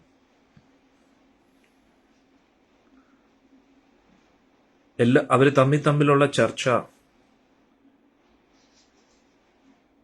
ആ കൊട്ടാര സഭ മുഴുവൻ നിറഞ്ഞു എന്നുള്ളത്. എല്ലാവരും ഇരുന്നു കഴിഞ്ഞപ്പോ എല്ലാവരും ഭഗവാൻ കൃഷ്ണനെ തന്നെ നോക്കിയായിരുന്നു. ഭഗവാൻ കൃഷ്ണൻ തന്നെ എല്ലാവരെയും തിരിച്ചു നോക്കി ചിരിച്ചു. ഭഗവാൻ തന്നെ ആദ്യം സംസാരിക്കുകയാണ്. നോക്കാം ഭഗവാൻ എന്താ സംസാരിക്കും. എല്ലാവർക്കും അറിയാം യുധിഷ്ഠിരനെ എങ്ങനെയാണ് ചതിവിലൂടെ ചൂതുകളിൽ തോൽപ്പിച്ചത്. ആ സുബലയുടെ പുത്രനായ ശകുനി ചതിവിലൂടെ എല്ലാം തട്ടിയെടുത്തു. അവരെ നിർബന്ധിപ്പിച്ച് 13 വർഷം വനവാസത്തിൽ അയച്ചു. അവർ 5 പേർക്കും ഈ ലോകത്തുള്ള എല്ലാ ശക്തന്മാരെയും അവരുടെ ശക്തിയാൽ തോൽപ്പിക്കാൻ കഴിയും. അത് ദേവലോകത്താണെങ്കിലും അധമലോകത്തിലാണെങ്കിലും. അവരെപ്പോഴും ധർമ്മിഷ്ഠരാണ്. അവർക്ക് വെച്ച നിബന്ധന പ്രകാരം എല്ലാം ശരിയായിട്ട് ചെയ്തിരിക്കുകയാണ്. അവർ ഒരുപാട് ദുരിതങ്ങൾ അനുഭവിക്കേണ്ടി വന്നു. പ്രത്യേകിച്ച് അവസാന വർഷം അവർക്ക് സാധാരണ ദാസന്മാരെ പോലെ ജോലി ചെയ്യേണ്ടി വന്നു. അവർക്ക് അർഹതപ്പെട്ട രാജ്യമാണ് ഇപ്പോൾ അവർ ചോദിക്കുന്നത്. എന്നിട്ട് ഭഗവാൻ ചുറ്റും എല്ലാവരെയും നോക്കി.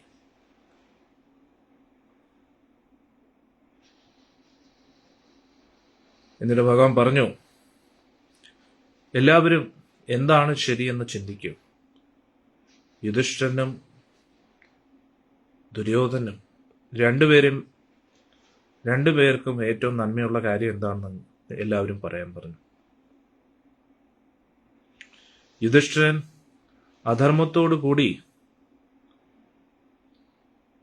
ഒരു രാജ്യവും ആഗ്രഹിക്കുന്നില്ല. അത് സ്വർഗലോകമാണെങ്കിൽ പോലും. അതിന് പകരം അവർക്ക് അർഹതപ്പെട്ട ഒരു ഗ്രാമമാണെങ്കിൽ പോലും അതിലും സന്തോഷിച്ചിരിക്കാനാണ് യുധിഷ്ഠിരന് ഇഷ്ടം. പക്ഷെ എന്നാലും കൗരവരാണ് ഏറ്റവും കൂടുതൽ ഇവരെ പറ്റിച്ചിട്ടുള്ളത്. പക്ഷെ എന്നാലും യുധിഷ്ഠിരൻ ആഗ്രഹിക്കുന്നു, ദുര്യോധന്റെയും നന്മ ആഗ്രഹിക്കുന്നു.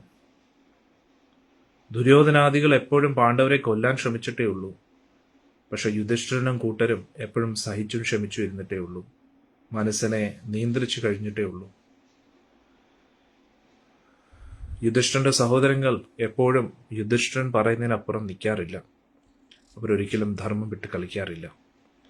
അതുകൊണ്ട് യുധിഷ്ഠിരൻ എന്ത് തീരുമാനിക്കുന്നു അത് തന്നെയായിരിക്കും പാണ്ഡവരുടെയും ഇഷ്ടം. പിന്നെ ഇവരെല്ലാവരും എപ്പോഴും ഞാൻ പറയുന്നത് കേൾക്കാനും തയ്യാറാണ്. എന്നിട്ട് ഭഗവാൻ യുധിഷ്ഠിരനെ ഒന്ന് നോക്കി. അദ്ദേഹം ഒരു ഒരു വാത്സല്യത്തോടുകൂടി ഭഗവാനെ തിരിച്ചു നോക്കി. ആ ഒരു നോട്ടത്തിൽ തന്നെ മനസ്സിലായി യുധിഷ്ഠിരന് സ്വന്തമായിട്ട് ഒരു താല്പര്യമില്ല. ഭഗവാൻ കൃഷ്ണന്റെ ഇഷ്ടം അത് യുധിഷ്ഠിരന്റെ ഇഷ്ടം. അതേ ഭാവം തന്നെയായിരുന്നു 4 പാണ്ഡവർക്കും. അതുകൊണ്ട് ഭഗവാൻ എന്ത് പറയുന്നോ അത് തന്നെയാണ് പാണ്ഡവരെ സംബന്ധിച്ചിടത്തോളം ഏറ്റവും ഇമ്പോർട്ടൻറ്റ്. എത്ര മനോഹരമാണ് നോക്കുന്നത്. ഭക്തരെന്ന് പറഞ്ഞാൽ എങ്ങനെ ഇരിക്കും? പ്രത്യേകിച്ച് ഭീമന് പോലും അങ്ങനെ തന്നെയാണ്. കൗരവർക്കെതിരെ പ്രതികാരം ചെയ്യണമെന്ന് ഭീമൻ ഒരുപാട് ആഗ്രഹിക്കണം. ഒരു നിമിഷത്തിന് വേണ്ടി കാത്തിരിക്കുകയാണ്. പക്ഷേ ഭഗവാൻ പറഞ്ഞ ആ പ്രതികാരത്തെ പോലും തഴയാൻ ഭീമൻ തയ്യാറായിട്ട് നിൽക്കുകയാണ്.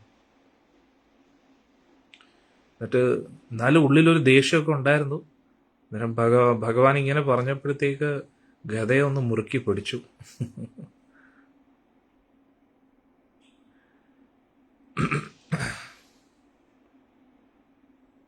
എന്നിട്ട് ഭഗവാൻ പറഞ്ഞു, എൻ്റെ ഒരു അഭിപ്രായത്തിൽ ദുര്യോധന്റെ ഉദ്ദേശം എന്താണെന്ന് മനസ്സിലാക്കാൻ നമ്മളൊരു വിശ്വസ്തനായ ഒരു ദൂതനെ അയക്കണം. അതുകൊണ്ട് ശാന്തമായ മാർഗത്തിലൂടെ തന്നെ എല്ലാം ഭംഗിയായി നടക്കുന്നുണ്ടെങ്കിൽ അത് തന്നെയായിരിക്കും നമ്മൾ എല്ലാവരും ചെയ്യേണ്ടത്. അത് തന്നെയാണല്ലോ ധർമ്മം. അതുകൊണ്ട് വെറുതെ ഒരു യുദ്ധം വേണ്ട. പക്ഷെ ദുര്യോധനാദികൾ യുധിഷ്ഠിരന് അർഹതപ്പെട്ട രാജ്യം തിരിച്ചു നൽകുന്നില്ലെങ്കിൽ പിന്നെ എന്തായാലും യുദ്ധത്തിന് പോയേ പറ്റൂ. പാണ്ഡവർ ദുര്യോധനെ വധിക്കും. ദുര്യോധന്റെ കൂട്ടത്തിലുള്ള എല്ലാവരെയും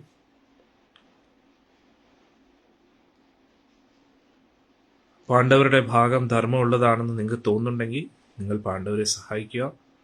അങ്ങനെ നമ്മൾ എല്ലാവരും യുദ്ധത്തിൽ പങ്കെടുക്കുന്നു. അതുകൊണ്ട് രാജാക്കന്മാരെ, ഞാൻ പറഞ്ഞത് നിങ്ങൾക്ക് അനുയോജ്യമായിട്ട് തോന്നുന്നു എന്ന് ചോദിച്ചു. ഉടൻ തന്നെ ബലരാമസ്വാമി കൈപൊക്കി. അദ്ദേഹത്തിന് എന്തോ പറയാനുണ്ടെന്ന്. എല്ലാവരും ആകാംക്ഷയോടുകൂടി ബലരാമസ്വാമിയെ നോക്കി. ഭഗവാൻ നല്ല നീല വസ്ത്രമാണ് ധരിച്ചത്. ശ്രീകൃഷ്ണ ഭഗവാൻ എപ്പോഴും പീതാംബരമാണ് ധരിക്കുന്നത്. ബലരാമസ്വാമി നീല വസ്ത്രമാണ് ധരിക്കുന്നത്.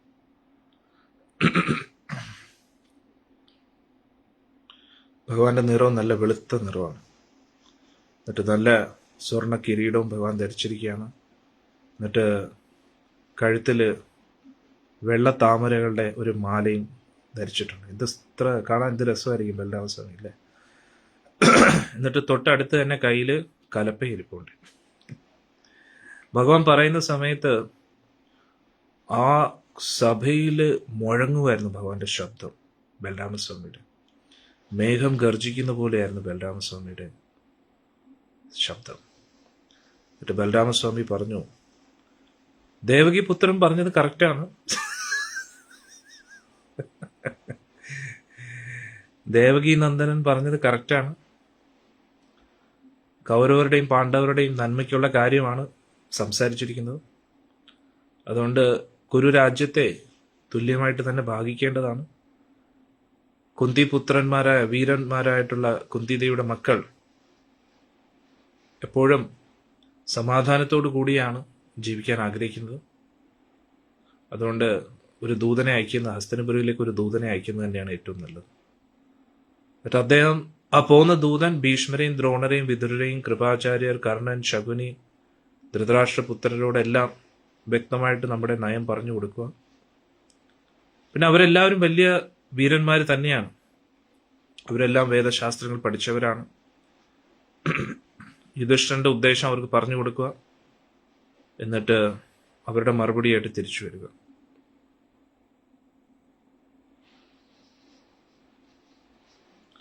എന്നിട്ട് ബലരാമസ്വാമി പറഞ്ഞു, പക്ഷെ എന്നാലും കൗരവരുടെ പക്ഷം നമ്മൾ കേൾക്കണം.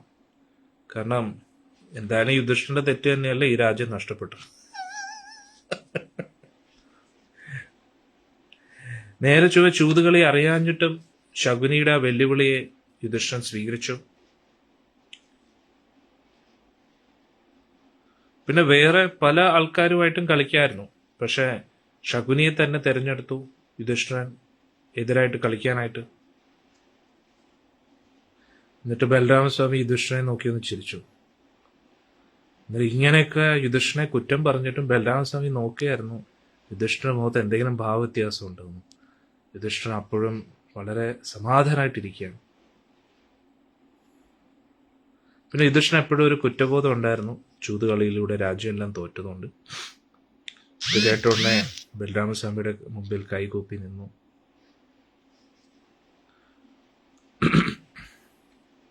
എന്നാലോചിച്ച് നോക്കണം, ഭഗവാൻ കൃഷ്ണൻ യുധിഷ്ഠിരനെ സപ്പോർട്ട് ചെയ്ത് പറഞ്ഞു, ബലരാമസ്വാമി യുധിഷ്ഠിരനെ കുറ്റം പറഞ്ഞു. പക്ഷെ എന്നിട്ടും യുധിഷ്ഠിരന്റെ മുഖത്ത് ഒരു ഭാവവ്യത്യാസമില്ല. എന്നിട്ട് ബലരാമസ്വാമി ഉടനെ ഇനി അടുത്ത എന്താ പറയുന്നത് നോക്കണേ. ഇത് പക്ക ഗുരുവാണ് ബലരാമസ്വാമി. ഗുരു ഒരിക്കലും നമ്മുടെ ഈഗോ ഇങ്ങനെ പ്രൊട്ടക്ട് ചെയ്തുകൊണ്ടിരിക്കത്തില്ല. എന്നിട്ട് ഉടനെ പറയുക, നിർഭാഗ്യവശാൽ പാണ്ഡുപുത്രൻ, വീര പാണ്ഡുപുത്രൻ എല്ലാം നഷ്ടപ്പെട്ടു. അല്ലെ, ആദ്യം പറഞ്ഞു യുധിഷ്ഠിരന്റെ തെറ്റാണ്. എന്നിട്ട് രണ്ടാമതെന്താ പറഞ്ഞു, നിർഭാഗ്യവശാൽ എല്ലാം നഷ്ടപ്പെട്ടു. അവൻ ക്രോധത്തിന്റെ അടിമ. എന്നിട്ട് വീണ്ടും കുറ്റം പറയണേ ബലരാമസ്വാമിക്ക് ജയ. എന്നിട്ട് പറഞ്ഞു, കാമത്തിന്റെയും ക്രോധത്തിന്റെയും അടിമയായിട്ട് അദ്ദേഹം ചൂതുകളിയിൽ എല്ലാം പന്തയം വെച്ച് എല്ലാം തോറ്റു. ഒന്ന് ആലോചിച്ച് നോക്കണം, യുധിഷ്ഠിരൻ എന്ത് കാമവും ക്രോധവും അല്ലേ. പക്ഷെ ബലരാമസ്വാമി നോക്കണേ, ബലരാമസ്വാമിയുടെ ആ സ്റ്റൈൽ നോക്കണേ. അതായത് ഗുരുവിന്റെ ഒരു സ്റ്റൈലാണ് ബലരാമസ്വാമിക്ക്. ഇതിന് ശകുനി നമുക്ക് കുറ്റം പറയാനൊന്നും കഴിയില്ല കേട്ടോ, ബലരാമസ്വാമി പറയുന്നു. അതുകൊണ്ട് നമ്മൾ നിഷ്പക്ഷമായിട്ട് വേണം കൗരവരോട് സംസാരിക്കാൻ. ഏതെങ്കിലും രീതിയിൽ യുദ്ധത്തെ മാറ്റാനേ നമ്മൾ ശ്രമിക്കാൻ പാടുള്ളൂ. ശാന്തിയുടെ മാർഗത്തിലൂടെ ലഭിക്കുന്നത് തന്നെയാണ് ഏറ്റവും നല്ലത്. പക്ഷെ യുദ്ധത്തിലൂടെ നേടുന്നതെല്ലാം വിപരീത പരിണാമങ്ങളെ ഉണ്ടാകുന്നു. യുധിഷ്ഠിരൻ ബലരാമസ്വാമി പറഞ്ഞത് അതേപടി സന്തോഷത്തോടുകൂടി സ്വീകരിച്ചു. പക്ഷെ ബാക്കിയുള്ള പാണ്ഡവർക്ക് അത് കേട്ടപ്പോൾ വലിയ അത്ഭുതം തോന്നി. ബലരാമസ്വാമി ഇത് ഇങ്ങനെ പറയുന്നു. എന്നിട്ട് എല്ലാവർക്കും അറിയായിരുന്നു ദുര്യോധനോട് ബലരാമസ്വാമിക്ക് ഒരു സോഫ്റ്റ് കോർണർ ഉണ്ടെന്ന്. കാരണം ബലരാമസ്വാമിയുടെ പ്രിയ ശിഷ്യനാണ് ദുര്യോധൻ.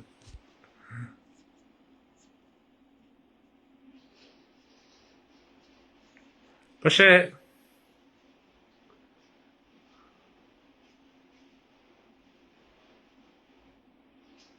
ഈ വനവാസമൊക്കെ ആയ സമയത്തിന് ബലരാമസ്വാമി നേരെ കൗരവ സഭയിലേക്ക് കയറി അവരെല്ലാം ശിക്ഷിക്കണം എന്നൊരു മനസ്സോടു കൂടി ഇരിക്കുകയായിരുന്നു. അതിന് പെട്ടെന്ന് എന്താ ബലരാമസ്വാമി ഇങ്ങനെ മാറിയത്? ഇനി ദുര്യോധന എങ്ങനെയെങ്കിലും ബലരാമസ്വാമിയുടെ മനസ്സ് മാറ്റിയതാണോ, അതോ പാണ്ഡവരെ കുറിച്ച് എന്തെങ്കിലും തെറ്റിദ്ധാരണ ഭഗവാന്റെ ഉള്ളിൽ നിറച്ചോ എന്നൊക്കെ ചിന്തിക്കുകയാണ്. പിന്നെ എന്നാലും പാണ്ഡവർ ചിന്തിക്കുകയായിരുന്നു, ബലരാമസ്വാമി പിന്നെ എപ്പോഴും അങ്ങനെയാണല്ലോ. അതുകൊണ്ട് ബലരാമസ്വാമി പറഞ്ഞത് കേട്ടിട്ട് പിന്നെ പാണ്ഡവരൊന്നും പറഞ്ഞില്ല. പക്ഷെ സാത്വികി ഉടനെ എഴുന്നേറ്റു. സാത്വികി എന്ന് പറഞ്ഞാൽ ഭഗവാന്റെ സേനാപതിയാണ്. അതുകൂടാതെ അർജുന്റെ ശിഷ്യനും കൂടെയാണ്. അർജുനിൽ നിന്നാണ് എല്ലാം പഠിച്ചത്. കാരണം ഗുരുവിനെ കുറിച്ച് കുറ്റം പറയുമ്പോൾ ഒരു വിഷമം കാണുമല്ലോ അല്ലേ. ഇതെല്ലാം ഒരു സൗഹൃദപരമായിട്ടുള്ളതാണ്. ബലരാമസ്വാമി അറിയാലോ അയാൾ ആരാണ്, നിത്യാംപ്രഭുവാണ്, അന്നേരം നമ്മുടെ ആദി ഗുരുവാണ്. അന്നേരം സാത്വികി എഴുന്നേറ്റിട്ട് പറഞ്ഞു, അന്നേരം ബലരാമസ്വാമിയുടെ വാക്കുകൾ കുറച്ച് വിഷമിപ്പിച്ചു സാത്വികയെ. ബലരാമസ്വാമി ഇങ്ങനെ പറഞ്ഞുകൊണ്ടിരുന്നപ്പം തന്നെ സാത്വികി തടഞ്ഞിട്ട് പറഞ്ഞു, ഒരു വ്യക്തി സംസാരിക്കുമ്പോൾ ആ വ്യക്തിയുടെ ഉള്ളിലെ ഉദ്ദേശം എന്താണെന്ന് വളരെ വ്യക്തമാവും.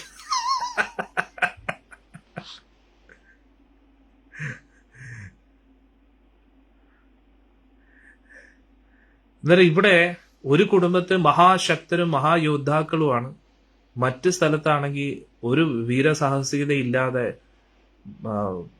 ഭയത്തോടു കൂടി നേരിട്ട് യുദ്ധം ചെയ്യാൻ ചങ്കുറപ്പില്ലാത്ത ആൾക്കാരാണ്. അങ്ങ് വലിയ കലപ്പയൊക്കെ പിടിച്ചു നടക്കുന്ന ആളല്ലേ നാരായണൻ. പക്ഷെ ഇപ്പോ ഇവിടെ ദുഷ്ടന്മാരായിട്ടുള്ള കൗരവരെ സപ്പോർട്ട് ചെയ്യുന്നത് എന്തുകൊണ്ടാണ്? ഭയം കൊണ്ടാണോ? ബലരാമസ്വാമി ഇത് കേട്ടിട്ട് ഒന്നും മിണ്ടിയില്ല, ശാന്തൻ. സാത്വികക്ക് എന്താ പേടിയില്ലാത്തതെന്നാണ് ഞാൻ ചിന്തിക്കുന്നത്. ബലരാമസ്വാമി കാലപ്പയുടെ ഒരെണ്ണം തറക്കിട്ട് കൊടുത്താൽ തീർന്നു, സാത്വികയുടെ കാര്യം തീർന്നു. ബലരാമസ്വാമി ഒന്നും മിണ്ടിയില്ല. പക്ഷെ സാത്വികയുടെ കണ്ണ് ചുമന്ന് ആയി, ദേഷ്യം കൊണ്ട്. എന്നിട്ട് എല്ലാരും നോക്കിയിട്ട് പറഞ്ഞു, ഇവിടെ എല്ലാരും നിശബ്ദരായിട്ട് ബലരാമൻ പറയുന്ന എല്ലാരും കേൾക്കുന്ന എന്താണ്? നമുക്ക് എല്ലാവർക്കും അറിയാം ഹസ്തിനപുരിയിൽ എന്താ നടന്നേന്ന്. യുധിഷ്ഠിരനെ ചതിവിലൂടെയാണ് തോൽപ്പിച്ചത്.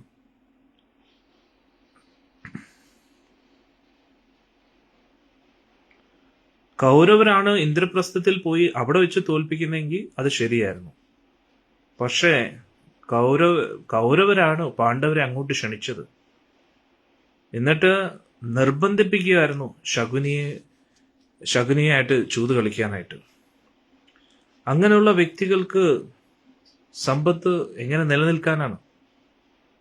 അതുകൊണ്ട് യുധിഷ്ഠിരൻ എന്തുകൊണ്ട് യാചനയുടെ സ്വരത്തിൽ അവരോട് അഭ്യർത്ഥിക്കണം?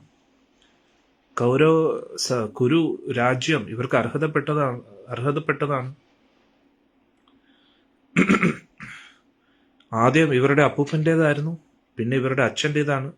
അതുകൊണ്ട് ഇതിൽ ഒരു സംശയമില്ലാത്ത കാര്യമാണ്.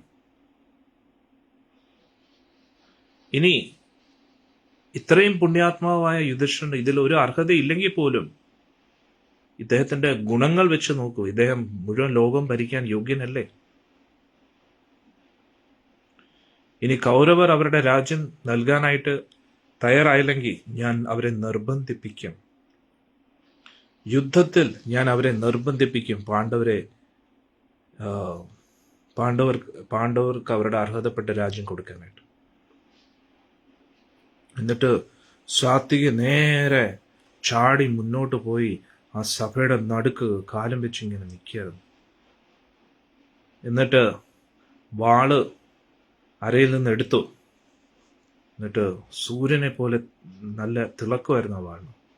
എന്നിട്ട് കൈ ഉയർത്തിപ്പിടിച്ചിട്ട് പറഞ്ഞു, ഞാൻ നിർബന്ധിക്കും ആ കൗരവരെ എല്ലാവരെയും യുധിഷ്ഠിരന്റെ കാൽക്കൽ വീഴാനായിട്ട്. അവർ കേൾക്കാൻ തയ്യാറായില്ലെങ്കിൽ അവരെ എല്ലാം യമപുരിയിലേക്ക് ഞാൻ അയക്കുന്നു. സാത്വികി യുദ്ധത്തിനായിട്ട് തയ്യാറായിട്ട് നിൽക്കുമ്പോൾ ആർക്കാണ് എന്റെ മുമ്പിൽ പിടിച്ചിരിക്കാൻ കഴിയുന്നത്? വലിയ വലിയ പർവ്വതങ്ങൾക്ക് പോലും വജ്രായത്തിന്റെ ശക്തിയെ താങ്ങാൻ പറ്റുമോ? അതേപോലെ ഗാന്ധീവത്തിന്റെ വില്ലിന്റെ ആ ശക്തിയെ സഹിക്കാൻ ആർക്കെങ്കിലും പറ്റുമോ? ഭീമന്റെ ഗദയുടെ ശക്തിയെ തടയാൻ ആർക്കെങ്കിലും പറ്റുമോ? പാണ്ഡവരെല്ലാവരും ഒന്നിച്ച് നിൽക്കുമ്പോൾ ദ്രുപദ രാജാവും പിന്നെ അദ്ദേഹത്തിന്റെ മക്കളും അവരുടെ മക്കളെല്ലാവരും കൂടെ ചേർന്ന് ജീവന് പേടിയുള്ള ആരെങ്കിലും എതിരെ നിൽക്കുവോ? പിന്നെ യദുക്കൾ എല്ലാവരും യുദ്ധത്തിനായിട്ട് ഒത്തുകൂടിക്കഴിഞ്ഞാൽ കൗരവർക്ക് എന്ത് ചെയ്യാൻ കഴിയും? അവരെ എല്ലാം കൊന്നിട്ട് നമ്മൾ യുധിഷ്ഠിരനെ ചക്രവർത്തിയാക്കാം ഈ ലോകത്തിന്റെ. അതുകൊണ്ട് ശത്രുക്കളുടെ മുമ്പിൽ യാചിച്ചു പോകുന്നത് അത് വളരെ നാണക്കേടാണ്. അതുകൊണ്ട് നമ്മളിപ്പം തന്നെ യുദ്ധത്തിന് പോകുന്നതാണ് നല്ലത്. കൗരവർ അവരുടെ രാജ്യം നമുക്ക് നൽകും, അല്ലെങ്കിൽ അവർ കീഴടങ്ങും, അവർ യുദ്ധക്കളത്തിൽ മരിച്ചു വീഴുന്നു. അങ്ങനെ സാത്വികക്ക് ഇത്രയും ശക്തമായിട്ട് പറഞ്ഞപ്പോൾ ഒരു സമാധാനമായി.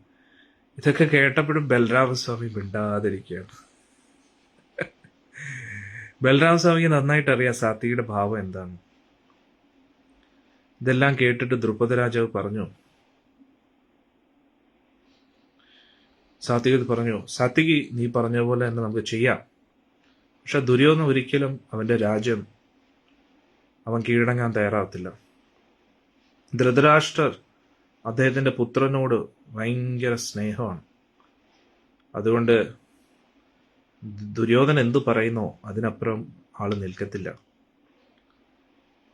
അതുകൊണ്ട് ഭീഷ്മരും ദ്രോണരും എന്ത് തീരുമാനിക്കുന്നു അതിനനുസരിച്ചായിരിക്കും. പിന്നെ അവർക്കാണെങ്കിൽ അവരോടാണ് ഭയങ്കര കൂറ്. ആരടുത്ത്? ധൃതരാഷ്ട്രോട് തന്നെ. അതുകൊണ്ട് എൻ്റെ ഒരു അഭിപ്രായത്തിൽ ബലരാമൻ പറഞ്ഞത് പ്രകാരം നമ്മൾ തീരുമാനം എടുക്കരുത്. ഹരേ കൃഷ്ണ. ദുര്യോധനൻ എന്തായാലും ശാന്തിയുടെ ഭാഷ മനസ്സിലാവത്തില്ല. അത് നമ്മുടെ ഒരു ദുർബലതയായിട്ടേ അവൻ കാണും. അതുകൊണ്ട് ബലത്തിന്റെ ഭാഷയിൽ തന്നെ സംസാരിക്കണമെന്ന്. ഇതെല്ലാം ദ്രുപദൻ പറയുന്നത് വളരെ ശ്രദ്ധയോടുകൂടി എല്ലാവരും കേട്ടു. എന്നിട്ട് പറഞ്ഞു, ഇത് എൻ്റെ ഒരു നിർദ്ദേശമാണ്. നമ്മൾ എന്തായാലും യുദ്ധത്തിന് വേണ്ടി, ഭഗവാൻ ആദ്യം എന്താ പറഞ്ഞ, നമ്മൾ ശാന്തിയുടെ മാർഗത്തിൽ. ബലരാമസ്വാമി എന്താ പറഞ്ഞത്, എന്താ പറയുന്നേ, കൃഷ്ണൻ പറഞ്ഞതാ കറക്റ്റ്, അത്രയും ബലരാമസ്വാമി പറഞ്ഞു. ബലരാമസ്വാമി എങ്ങനെയാ ഭഗവാൻ പറയുന്നതിനെ കുറച്ച് എക്സ്ട്രാ ആയിട്ട് പറയും. ശ്രീരാമസ്വാമി ആൾക്കാരെ കൊല്ലുമ്പോൾ സമയത്ത് ലക്ഷ്മണസ്വാമി കുറച്ച് കൂടുതൽ കൊല്ലും. ഭഗവാൻ ശാന്തിയുടെ ഭാഷ പറഞ്ഞപ്പോൾ ബലരാമസ്വാമി അതിനെ സപ്പോർട്ട് ചെയ്ത് പിന്നെ ഭഗവാന്റെ ഫീലിങ്സും കൂടെ പറഞ്ഞതാ. അപ്പോഴത്തേക്ക് സാത്വിക്ക് വേറെ മെസ്സേജ് എടുത്തു വന്നുണ്ട്. ഇങ്ങനെ എല്ലാവരും ശ്രദ്ധയോട് കൂടി കേട്ടു. എന്നിട്ട് ദ്രുപദ രാജാവ് പറഞ്ഞു, എൻ്റെ ഒരു അഭിപ്രായത്തിൽ നമ്മൾ യുദ്ധത്തിന് വേണ്ടി തയ്യാറാകണം. നമ്മൾ നമ്മുടെ ദൂതന്മാരെ അയച്ച് നമ്മുടെ കൂട്ടത്തിൽ പങ്കുചേരാൻ ഏതൊക്കെ രാജാക്കന്മാർക്ക് താല്പര്യമുണ്ട് അവരെ എല്ലാം കൂട്ടുക, സൈന്യബലത്തെ കൂട്ടുക. ദുര്യോധനും ഇത് തന്നെയായിരിക്കും ചെയ്യുന്നത്. ഇപ്പം തന്നെ അവരുടെ സൗഹൃദത്തെ വർദ്ധിപ്പിക്കാൻ വേണ്ടി ശ്രമിച്ചുകൊണ്ടിരിക്കുകയായിരിക്കും. അതുകൊണ്ട് അവരെത്തുന്നതിന് മുമ്പേ നമ്മൾ എല്ലായിടത്തും എത്തണം എന്ന് ദ്രുപദൻ പറയുകയാണ്. എന്നിട്ട് ദ്രുപദൻ പറഞ്ഞു, എനിക്ക് ഉറപ്പുള്ള കുറച്ച് രാജാക്കന്മാരുണ്ട്, അവരുടെയൊക്കെ പേരുകളൊക്കെ പറഞ്ഞു. എന്നിട്ട് പറഞ്ഞു, ദുര്യോധനൻ തീർച്ചയായിട്ടും സഹായത്തിനായിട്ട് ഒരുപാട് രാജാക്കന്മാരെ സമീപിക്കും. അതുകൊണ്ട് നമ്മൾ എത്തുന്നതിന് മുമ്പേ ദുര്യോധനൻ അവിടെ എത്തിക്കഴിഞ്ഞാൽ പിന്നെ നമുക്കൊന്നും ചെയ്യാൻ കഴിയില്ല. അതുകൊണ്ട് എത്രയും പെട്ടെന്ന് സൈന്യത്തെ കൂട്ടാൻ നമ്മൾ ശ്രമിക്കാം.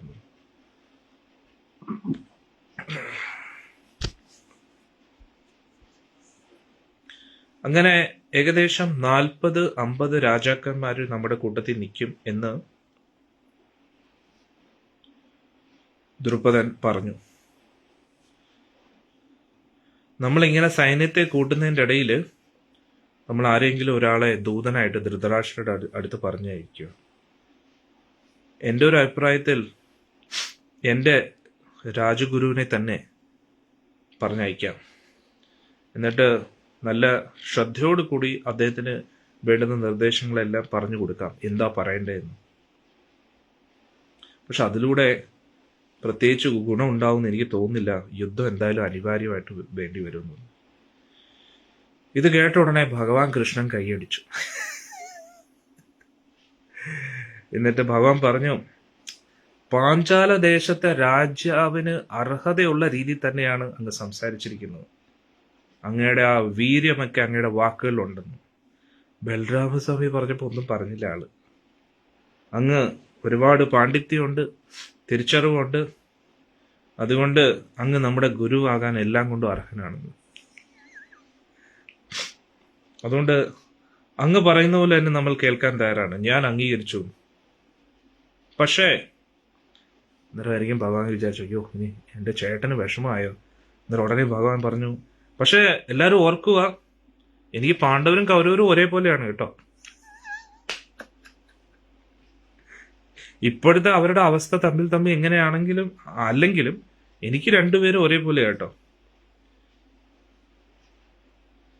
പിന്നെ ഞാനിവിടെ വന്നത് വിരാട് രാജാവിനോടുള്ള ഒരു സ്നേഹം കൊണ്ട് വന്നതാണെന്ന് പറഞ്ഞു. കല്യാണം കൂടാൻ വേണ്ടി വന്നതാണ്. ബലരാമസ്വാമി ഒന്ന് സന്തോഷിച്ചു. ഇപ്പം വിവാഹം കഴിഞ്ഞു, ഇനി ഞാൻ ദ്വാരകയിലേക്ക് തിരിച്ചു പോവാം. അതുകൊണ്ട് നിങ്ങളെല്ലാരും കൂടെ തീരുമാനിക്കുക. അങ്ങനെയാണെങ്കിൽ പിന്നെ കൈ അടിക്കേണ്ട ആവശ്യമുണ്ട്. അതായത് തീ കൊളുത്തിയിട്ട് ആളവിടെ സ്കൂട്ടടിക്കും. മഹാഭാരതം മൊത്തം ഭഗവാന്റെ തന്ത്രങ്ങളാണെന്നുള്ളത്. ഹരേ കൃഷ്ണ. അന്നേരം ഇനി അതാണ് നമ്മൾ മനസ്സിലാക്കേണ്ടത്. ബലരാമസ്വാമി എന്തിനാണ് ദുര്യോധനെ ഇത്രയും സപ്പോർട്ട് ചെയ്യുന്നതെന്ന് വെച്ച് കഴിഞ്ഞാൽ അന്നേരം എല്ലാവർക്കും ഒരു തീ കത്തുമല്ലോ അല്ലേ. അല്ലെങ്കിൽ ഇപ്പം ഭഗവാനും ബലരാമസ്വാമി മാത്രം ഫയറായിട്ട് ഇരിക്കുകയാണെങ്കിൽ ബാക്കി എല്ലാവർക്കും ഒരു തീ കാണത്തില്ല. അവര് തമ്മിൽ യുദ്ധം ചെയ്യട്ടെ എന്ന്. അന്നേരം ഭഗവാനും ഒന്ന് ഒഴിഞ്ഞു മാറി നിൽക്കുന്നു, ബലരാമസ്വാമി കൂടുതൽ ഒഴിഞ്ഞു മാറി നിൽക്കുന്നു. അതുകൂടാതെ ദുര്യോധനയും കൂടെ സപ്പോർട്ട് ചെയ്യും. അതെന്താ അങ്ങനെ? ഇത് നമുക്കെന്തോന്നും നമുക്കൊന്നും എതിർത്ത് നിൽക്കാൻ പറ്റത്തില്ലേ? എന്താ ബലരാമസ്വാമി അങ്ങനെ പറയുന്നത് എന്ന് പറഞ്ഞ് സാത്വിക് കൂടുതൽ ഫയർഡപ്പ് ആയി. അന്നേരം സാത്വിക് ഫയർഡപ്പ് ആയി. പിന്നെ അവിടെ ദ്രുപദ രാജാവും ഫയർഡപ്പ് ആയി. ദ്രുപദ രാജാവും ഫയർഡപ്പ് ആയി. അന്നേരം എല്ലാവർക്കും ഒരു തീ കൊളുത്തുക എന്നതായിരുന്നു ഭഗവാൻ കൃഷ്ണനെ ചേട്ടനും അനിയും കൂടെ ഒപ്പിച്ച പണിയായിരുന്നുള്ളൂ. ചേട്ടനും അനിയും കൂടെ തീ കൊളുത്തി. എന്നിട്ട് ചേട്ടാ നമ്മുടെ പണി കഴിഞ്ഞു, ഇനി നമുക്ക് പോവാം കേട്ടോ എന്ന് ഭഗവാൻ കൃഷ്ണൻ പറയുകയാണ് അല്ലേ. എന്നിട്ട് പറയുക, എനിക്ക് നിങ്ങൾ രണ്ടുപേരും ഒരേപോലെ കേട്ടോ. അതായത് ഭഗവാനായിട്ട് നിർബന്ധിച്ച് യുദ്ധം ഉണ്ടാക്കിയെന്ന് വേണ്ടല്ലോ. നിങ്ങളുടെ തീരുമാനം, നിങ്ങളുടെ കുടുംബക്കാര്. എല്ലാവർക്കും മനസ്സിലാവുന്നുണ്ടോ? മനസ്സിലായോ? അതെല്ലാവരും ഉറക്കമാണോ? ഞാനിവിടെ രസിച്ച് മഹാഭാരതം പറയുന്നു, അവിടുന്ന് കമന്റ്സിൽ ഒരു റെസ്പോൺസും ഇല്ല. എന്ത് പറ്റി? എല്ലാവരും ബോറടിച്ചോ? ഇവിടെ ഇത്രയും രസകരമായിട്ടുള്ള ഭഗവാന്റെ കാര്യം സെറ്റ് ചെയ്യല്ലോ. അന്നേരം ഭഗവാൻ ഇവിടെ തീ കൊളുത്തിയിട്ട് സ്കൂട്ടടിക്കുകയാണ്. അന്നേരം ഭഗവാൻ പറയുക, എനിക്ക് നിങ്ങൾ രണ്ടുപേരും ഒരേപോലെയാണ്. പിന്നെ വിരാട് രാജാവ് എന്നെ ക്ഷണിച്ചു വിവാഹത്തിന്. കേട്ട് കഴിഞ്ഞ് തോന്നുന്നു പാണ്ഡവരുമായിട്ട് ഒരു ബന്ധമില്ല.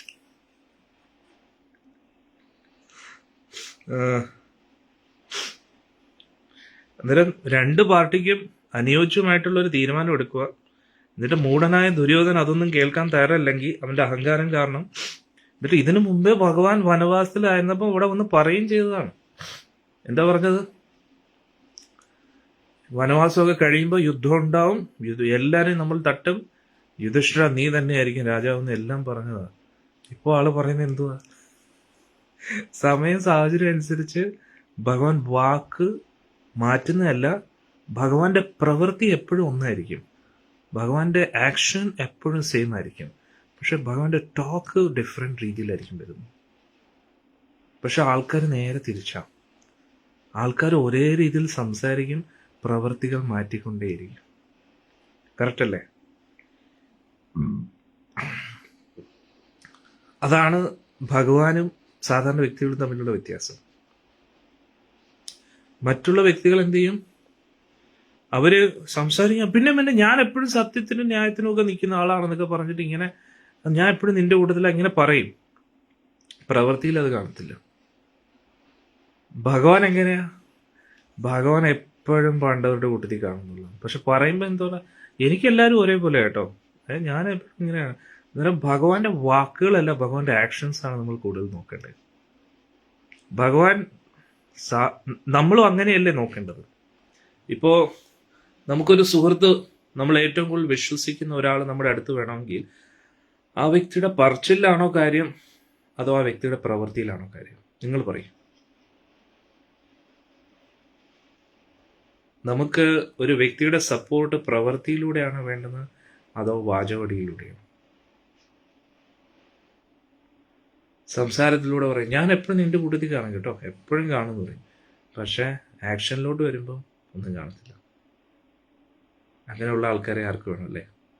ഇത് പാണ്ഡവർക്കും അറിയാം, ഭഗവാനും അറിയാം. അതാണ് ഭഗവാനും പാണ്ഡവരുമായിട്ടുള്ള ബന്ധം. ആക്ഷനിലാണ് അവിടെ ബന്ധം. ഇപ്പൊ പാണ്ഡവരും കൗരവരും ഒരേപോലെയാണ് ഭഗവാൻ എങ്കിൽ എന്തുകൊണ്ട് ദ്രൗപദി ദേവി രക്ഷിച്ചു? അതാണ് നമ്മൾ മനസ്സിലാക്കേണ്ടത്. അതുകൊണ്ട് നമ്മുടെ ജീവിതത്തിലും വാചകടിയല്ല ഇമ്പോർട്ടൻ്റ്, ആക്ഷൻസ് ആണ് ഇമ്പോർട്ടൻ്റ്. നമ്മളും കൃഷ്ണനോട്, കൃഷ്ണ അങ്ങല്ലാതെ എനിക്ക് ആരുമില്ല, അങ്ങ് മാത്രമാണ് എല്ലാം എന്ന് പറഞ്ഞിട്ട് കാര്യമില്ല. നമ്മൾ ആക്ഷനിൽ എത്രത്തോളം കൃഷ്ണനെ സ്നേഹിക്കുന്നു. ഭഗവാൻ ആക്ഷൻ്റെ ആളാണ്, ടോക്കിൻ്റെ ആളല്ല. ഭഗവാൻ ടോക്ക് കൊടുക്കുന്ന ഇഷ്ടമേ അല്ല. ആകെ സംസാരിക്കുന്ന വല്ലപ്പോഴൊക്കെയാണ്. അതാണ് ഗീത. തത്വം, ഫിലോസഫി ഭഗവാന് തീരെ ഇഷ്ടമല്ലാത്ത കാര്യമാണ്. അഡ്വൈസ്, ഉപദേശം കൃഷ്ണൻ ഒട്ടും ഇഷ്ടമല്ലാത്ത കാര്യമാണ്. കൊടുക്കാനും ഇഷ്ടമല്ല, കേൾക്കാനും ഇഷ്ടമല്ല.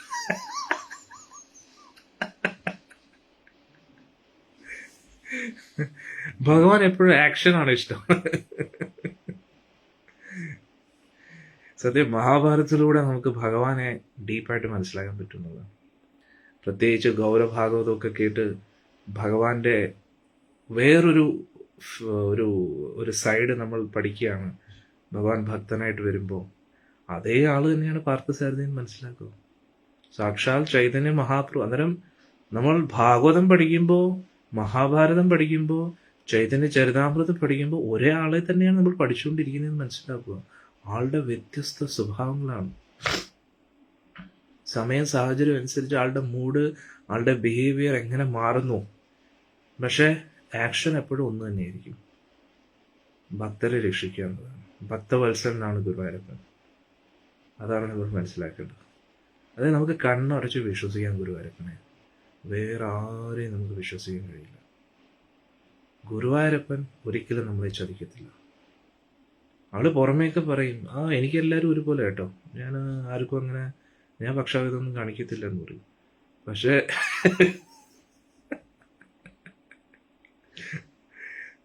അതുകൊണ്ട് ഇപ്പൊ ഇന്നത്തെ കാലത്ത് സോഷ്യൽ മീഡിയയുടെ കാലമാണല്ലോ. ഇൻസ്റ്റാഗ്രാമിൽ എത്ര ഫോളോവേഴ്സ് ഉണ്ട്, ഫേസ്ബുക്കിൽ എത്ര ഫോളോവേഴ്സ് ഉണ്ട്, അല്ലെ, യൂട്യൂബിൽ എത്ര സബ്സ്ക്രൈബേഴ്സ് ഉണ്ട്, വ്യൂസ് ഉണ്ട്. പക്ഷെ അതൊക്കെ കൊണ്ട് എന്ത് പ്രയോജനം? എത്ര ഫോളോവേഴ്സ് ഉണ്ടെങ്കിലും ഈ ഒരാൾ നമ്മളെ ഫോളോ ചെയ്യുന്നില്ല എങ്കിൽ പിന്നെ എന്താ പ്രയോജനം? ഇനി ഒരു ഫോളോവേഴ്സും ഇല്ല, ഈ ഒരാൾ പേഴ്സണലി നമ്മളെ ഫോളോ ചെയ്യുന്നുണ്ടെങ്കിൽ പിന്നെ വേറൊരു ഫോളോവിൻ്റെ ആവശ്യമുണ്ടോ? നമുക്ക് വേണ്ടുന്നത് ഗുരുവായൂരപ്പനാണ്. അദ്ദേഹം ഒരിക്കലും ഫ്രണ്ടിൽ വന്ന് കളിക്കത്തില്ല. ആള് സമയം, സാഹചര്യം, ആവശ്യകത വരുമ്പോൾ ആള് ഇടപെട്ടിരിക്കുന്നു. 100% ഇടപെട്ടിരിക്കുന്നു. അത് നിങ്ങൾക്ക് എല്ലാവർക്കും എക്സ്പീരിയൻസ് ഉണ്ട്, ഞാൻ ഉറച്ചു വിശ്വസിക്കുന്നുണ്ട്. അതുകൊണ്ടാണല്ലോ നിങ്ങൾ അദ്ദേഹത്തെ കേൾക്കാൻ ഇത്ര ഇഷ്ടപ്പെടുന്നത്. നമ്മൾ മഹാഭാരതം എന്തിനാണ് ചർച്ച ചെയ്യുന്നത്? എന്തിനാണ് ഇത്രയും ചർച്ച ചെയ്യുന്നത്? പാണ്ഡവരുടെ വീര്യം കേൾക്കാനാണോ? പാണ്ഡവരുടെ വീരസാഹസികത കേൾക്കാനാണോ? ഞാൻ അതിനു വേണ്ടിയല്ല കേട്ടോ. പക്ഷെ അതിനും കൂടെയാണ്. എന്തുകൊണ്ട്? അവർ ഭക്തരായുണ്ട്. നമുക്ക് ഇടിയും വഴക്കും ഒക്കെയാണ് കൂടുതൽ ഇഷ്ടം. യുദ്ധം, ഹീറോയിസം കാണാനാണ് ഇഷ്ടമെങ്കിൽ പിന്നെ സിനിമ കണ്ടാൽ പോരെ. അല്ലെങ്കിൽ പിന്നെ ഏതെങ്കിലും എത്രയോ യുദ്ധങ്ങൾ ഈ ലോകത്ത് നടന്നിരിക്കുന്നു. എത്ര യുദ്ധങ്ങൾ നടന്നിരിക്കുന്നു. ആ യുദ്ധക്കഥകളൊക്കെ ചർച്ച ചെയ്താൽ പോരെ. അതിലൊന്നും ഒരു ത്രില്ലില്ല. ഇതിലൊരു ത്രില്ലുണ്ട്. പാണ്ഡവരുടെ ശരീരത്തിന് ഒരു ത്രില്ലുണ്ട്. എന്തുകൊണ്ട്? അത് പാണ്ഡവരുടെ പവർ അല്ല, പാണ്ഡവരുടെ ഭക്തിയാണ്, അവരുടെ ക്വാളിറ്റിയാണ്. അവരുടെ പവർ കാണാൻ വേണ്ടിയോ കേൾക്കാൻ വേണ്ടിയോ അല്ല നമ്മൾ മഹാഭാരതം ചർച്ച ചെയ്യുന്നത്. അവരുടെ ഡിവോഷൻ, അവരുടെ ഭക്തി എന്താണ്, അവരെത്രത്തോളം ഭഗവാനെ സ്നേഹിക്കുന്നു, ഭഗവാൻ എത്രത്തോളം അവരെ സ്നേഹിക്കുന്നു. അതാണ് മഹാഭാരതത്തിന്റെ, അല്ലെങ്കിൽ മഹാഭാരതത്തെ മഹാഭാരതമാക്കുന്നത് അവരുടെ ഭക്തിയാണ്. അല്ലെങ്കിൽ പിന്നെ എത്രയോ യുദ്ധങ്ങൾ നടന്നിരിക്കുന്നു, എത്രയോ കൊലയൊക്കെ നടന്നിരിക്കുന്നു. എന്തിനേറെ പറയുന്നു, പരശുരാമസ്വാമി ഒറ്റയ്ക്ക് 21 പ്രാവശ്യം ഈ ലോകത്തിലുള്ള ക്ഷത്രിയന്മാരെ മുഴുവൻ തീർത്തു എന്നുള്ളത്. ഒറ്റയ്ക്ക്, ഒരു പടയാളികളുടെ പോലും പിൻബലം ഇല്ലാതെ, ഒറ്റയ്ക്ക് ഒരു രഥം പോലും ഇല്ലാതെ ഒറ്റയ്ക്ക് 21 പ്രാവശ്യം ക്ഷത്രിയന്മാരെ നശിപ്പിച്ചു എന്നുള്ളതാണ്. ഈ ഭൂമിയിൽ നിന്ന് ഉന്മൂലനം ചെയ്തു, ഒരു ക്ഷത്രിയം പോലും ഇല്ലാതെ.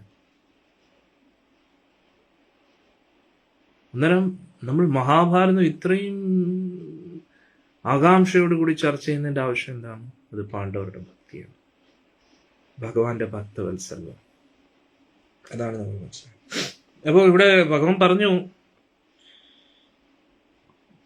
എന്നെ സംബന്ധിച്ചിടത്തോളം നിങ്ങൾ രണ്ടുപേരും ഒരുപോലെ കേട്ടോ. പക്ഷേ ഞാൻ ഇവിടെ വന്നത്, വിരാട് രാജാവ് എന്നെ ക്ഷണിച്ചു, കല്യാണം കൂടാൻ വേണ്ടി വന്നു. ഇനി ഞാൻ എൻ്റെ ദ്വാരകയിലേക്ക് പോവുകയാണ്. എന്നിട്ട് രണ്ടു കൂട്ടർക്ക് അനുയോജ്യമായിട്ടുള്ള എന്താണെന്ന് തീരുമാനിക്കാം. മൂഢനായ ദുര്യോധൻ ശാന്തി പ്രസ്താവന സ്വീകരിക്കുന്നില്ല, അവന്റെ അഹങ്കാരം കാരണം, അജ്ഞത കാരണമെങ്കിൽ അപ്പോ എന്നെ വീണ്ടും വിളിച്ചാൽ മതി. എന്നെ കൊണ്ട് പറ്റുന്നൊക്കെ ഞാൻ ചെയ്യാം. ഇപ്പോഴും ഉറപ്പ് വരുന്നില്ല. നേരത്തെ സാത്വിക എന്താ പറഞ്ഞ, യാദവര് മുഴുവൻ ഇറങ്ങിക്കഴിഞ്ഞ അവരുടെ മുമ്പിൽ പിടിച്ചിരിക്കാൻ ആർക്കെങ്കിലും പറ്റുമോ എന്നൊക്കെ പറഞ്ഞതാ. പക്ഷെ ഭഗവാൻ പറഞ്ഞ, എന്നെ കൊണ്ട് പറ്റുന്നത് ഞാൻ ചെയ്യാം കേട്ടോ. ഉറപ്പ് കൊടുത്തില്ല. ബലരാമസ്വാമി ഉറപ്പ് കൊടുത്തു. കൗരവർക്ക് ഏറ്റവും കൂടുതൽ പേടി യാദവ സൈന്യത്തെയാണ്. പാണ്ഡവരുടെ ഒരു പ്രതീക്ഷയും യാദവ സൈന്യമാണ്. അതായത് ഭഗവാൻ ചക്രം പിടിച്ച് കാണുമല്ലോ ബലരാമസ്വാമി കലപ്പയും പിടിച്ച് കാണുമല്ലോ ഒന്ന്. കാരണം എന്തായാലും ഇപ്പൊ 12 വർഷം വനവാസം കഴിഞ്ഞ് 1 വർഷം അജ്ഞാതവാസം കഴിഞ്ഞിട്ടിരിക്കുക. എന്തായാലും പാണ്ഡവർ നമ്മുടെ യാദവർ നമ്മുടെ കൂട്ടത്തിൽ കാണും. യാദവരില്ലെങ്കിലും കൃഷ്ണനും ബലരാമനും ഉണ്ട്, അവര് മതി എന്ന് ഇവരുടെ പ്രതീക്ഷയിലാണ് ഇരിക്കുന്നത്. രണ്ടുപേരും സ്കൂട്ടടിച്ചടേ. അന്നേരം ഒന്ന് ആലോചിച്ച് നോക്കൂ, പാണ്ഡവരുടെ ഉള്ളിൽ ഇപ്പൊ എന്തുമായിരിക്കും അല്ലേ? അത് ശരി, നമ്മളാണ് പാണ്ഡവരുടെ പക്ഷത്തെങ്കിൽ ദ്രൗപദി ദേവി വിചാരിച്ച അത് ശരി, ഇദ്ദേഹം കൂടെ പ്ലേറ്റ് ഇദ്ദേഹം ഉണ്ടെന്ന് പറഞ്ഞിട്ടില്ലേ നമ്മൾ ഇത്രയും ഉറപ്പിച്ച് ധർമ്മം എന്നൊക്കെ പറഞ്ഞിരുന്നത്. ഇദ്ദേഹത്തെ സന്തോഷിപ്പിക്കാൻ വേണ്ടിയല്ലേ? ഇപ്പൊ കാര്യത്തോട് അടുത്തപ്പോഴത്തേക്ക് എല്ലാം ഉപേക്ഷിച്ചല്ലേ, നമ്മളെ ഒഴിവാക്കിയല്ലേ, നല്ല നൈസായിട്ട് ഒഴിവാക്കി തന്നല്ലോ എന്ന് പറഞ്ഞു. അന്നേരം രാജാക്കന്മാരെല്ലാരും കൂടെ അവിടെ ഭഗവാൻ കൃഷ്ണന്റെ പ്രസ്താവന അംഗീകരിച്ചു. എന്നിട്ട് എല്ലാവരും അവരവരുടെ ഭാഗത്തേക്ക് പോയി. വിരാട് രാജാവ് എല്ലാവിധ ഭഗവാൻ ആദരവൊക്കെ കൊടുത്തു. എന്നിട്ട് ഭഗവാൻ ദ്വാരകയിലേക്ക് തിരിച്ചു പോവുകയാണ്. എന്നിട്ട് അദ്ദേഹം വീണ്ടും യുദ്ധത്തിനുള്ള തയ്യാറെടുപ്പുകൾ ആരംഭിച്ചു. ദൂതന്മാരെ ഉടൻ തന്നെ ലോകത്തുള്ള പല പല രാജ്യങ്ങളിലേക്ക് അയച്ചു. എന്നിട്ട് അതിവേഗം തന്നെ വലിയ സൈന്യകൂട്ടം വിരാട് രാജ്യത്തിലേക്ക് എത്താൻ തുടങ്ങി. പല പല ദിശകളിൽ നിന്നും സമുദ്രം പോലെ സൈന്യം അവിടെ ഒത്തുകൂടാൻ തുടങ്ങി.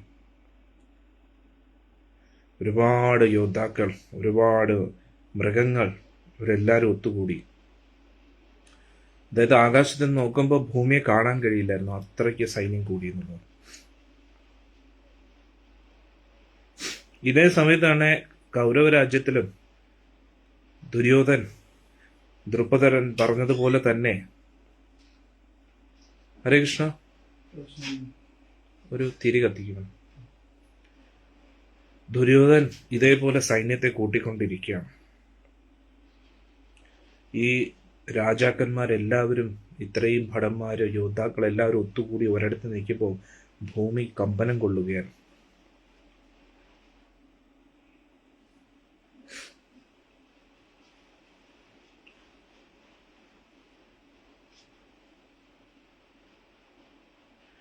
അങ്ങനെ വിരാട് രാജാവും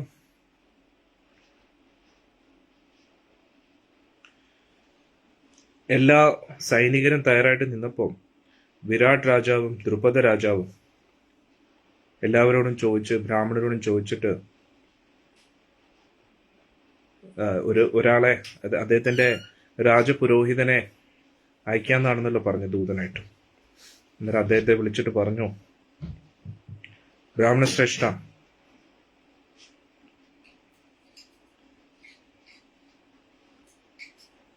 പുറത്തു വയ്ക്കൂ, പറഞ്ഞു, ബ്രാഹ്മണ ശ്രേഷ്ഠ പറഞ്ഞു, മനുഷ്യരിൽ ദ്വിജന്മാരാണ് ഏറ്റവും ശ്രേഷ്ഠർ. ദ്വിജന്മാർ എന്ന് പറഞ്ഞാൽ ദീക്ഷ എടുത്തവർ. ആ ദ്വിജന്മാരിൽ ബ്രാഹ്മണരാണ് ഏറ്റവും ശ്രേഷ്ഠർ. എന്നിട്ട് ദ്വിജന്മാർ എന്ന് പറഞ്ഞാൽ അതിൽ ദീക്ഷ എടുത്ത എല്ലാവരും, അതായത് ക്ഷത്രിയരും വരും, വൈശ്യരും വരും. എന്നിട്ട് പറഞ്ഞു, ഇവരിൽ ബ്രാഹ്മണരാണ് ഏറ്റവും ശ്രേഷ്ഠർ. അതായത് വേദങ്ങൾ, അതായത് ബ്രാഹ്മണർ പൂജാതി കർമ്മങ്ങളെല്ലാം ചെയ്യും. അന്നേരം പറയുന്നു, ആ ബ്രാഹ്മണരിൽ വേദശാസ്ത്രങ്ങൾ പഠിക്കുന്നവരാണ് ഏറ്റവും ഉത്തമം. എന്നിട്ട് പറഞ്ഞു, അതിൽ നിന്നും ഏറ്റവും ശ്രേഷ്ഠർ ആ വേദശാസ്ത്രങ്ങളെയെല്ലാം അതിന്റെ സാരാംശത്തെ മനസ്സിലാക്കി സാക്ഷാത്കാരം ലഭിച്ചവരാണ്. അതിൽ നിന്നും ശ്രേഷ്ഠർ അത് ജീവിതത്തിൽ ആചരിക്കുന്നവരാണെന്ന് പറഞ്ഞു. അതുകൊണ്ട് ഞാൻ ഉറച്ചു പറയുന്നു, അങ്ങ് ഏറ്റവും ശ്രേഷ്ഠനായിട്ടുള്ള വ്യക്തിയാണ്. എത്ര കിടിലൻ സ്റ്റേറ്റ്മെന്റ് ആണെന്ന് പറഞ്ഞു. കാരണം അങ്ങ് ആ പരബ്രഹ്മത്തെ തിരിച്ചറിഞ്ഞ ആളാണ്. അതായത് പറയുക, മനുഷ്യരിൽ ദീക്ഷ എടുത്തവരാണ് ഏറ്റവും ശ്രേഷ്ഠൻ. അതായത് ബ്രാഹ്മണ, ക്ഷത്രിയ, വൈശ്യ. ഇതിൽ ഏറ്റവും ശ്രേഷ്ഠർ ബ്രാഹ്മണരാണ്. അതിലേറ്റവും ശ്രേഷ്ഠർ ശാസ്ത്രങ്ങൾ പഠിക്കുന്നവരാണ്. ശാസ്ത്രം പഠിച്ചവരിൽ ആ ശാസ്ത്രങ്ങളുടെ അന്തരാർത്ഥത്തെ മനസ്സിലാക്കിയവരാണ് ഏറ്റവും ശ്രേഷ്ഠർ. അതിന് ശ്രേഷ്ഠർ അത് ജീവിതത്തിൽ ആചരിക്കുന്നവരാണ്. അന്നേരം അങ്ങനെയുള്ള വ്യക്തിക്ക് ഭഗവാനെ തിരിച്ചറിയും. ഭക്തർ ചുരുക്കത്തിൽ പറഞ്ഞാൽ മനുഷ്യരുടെ ഏറ്റവും ശ്രേഷ്ഠർ ഭഗവാന്റെ ഭക്തർ. എന്നിട്ട് ഇവിടെ പറയുന്നു, അങ്ങയുടെ അറിവും തിരിച്ചറിവും ബൃഹസ്പതിയെ പോലെ തന്നെയാണ്. അങ്ങേക്കറിയാം യുധിഷ്ഠിരൻ ആരാണെന്ന്. അവരിൽ നിന്നും കൗരവർ എങ്ങനെ രാജ്യം തട്ടിയെടുത്തു എന്നും അറിയാം. ഹസ്തിനപുരിയിലെ ഇപ്പുറത്തെ അവസ്ഥയും നിങ്ങൾക്കറിയാം. ധൃതരാഷ്ട്രരുടെയും ധൃതരാഷ്ട്രപുത്രന്മാരുടെയും മനോഭാവം അറിയാം. ദുര്യോധനാദികൾ എന്തായാലും യുധിഷ്ഠിരന് രാജ്യം സ്വമേധയാ തിരിച്ചു കൊടുക്കത്തില്ല. പിന്നെ അവരുടെ അച്ഛനായ ധൃതരാഷ്ട്രനാണെങ്കിൽ അന്ധനാണ്, ആസക്തി കാരണം. അതുകൊണ്ട് മകൻ പറയുന്നതിനപ്പുറം നിൽക്കത്തില്ല. എന്നിട്ട് ദ്രുപദൻ പറഞ്ഞു,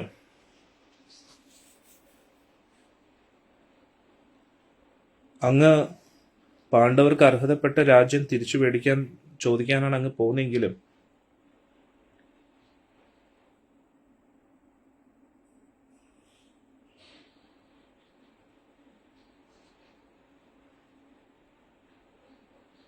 അതുകൊണ്ട് എന്തായാലും ധൃതരാഷ്ട്രരും ധൃതരാഷ്ട്രപുത്രന്മാരും ദുര്യോധനാദികൾ ഒരിക്കലും അതിന് സമ്മതിക്കത്തില്ല.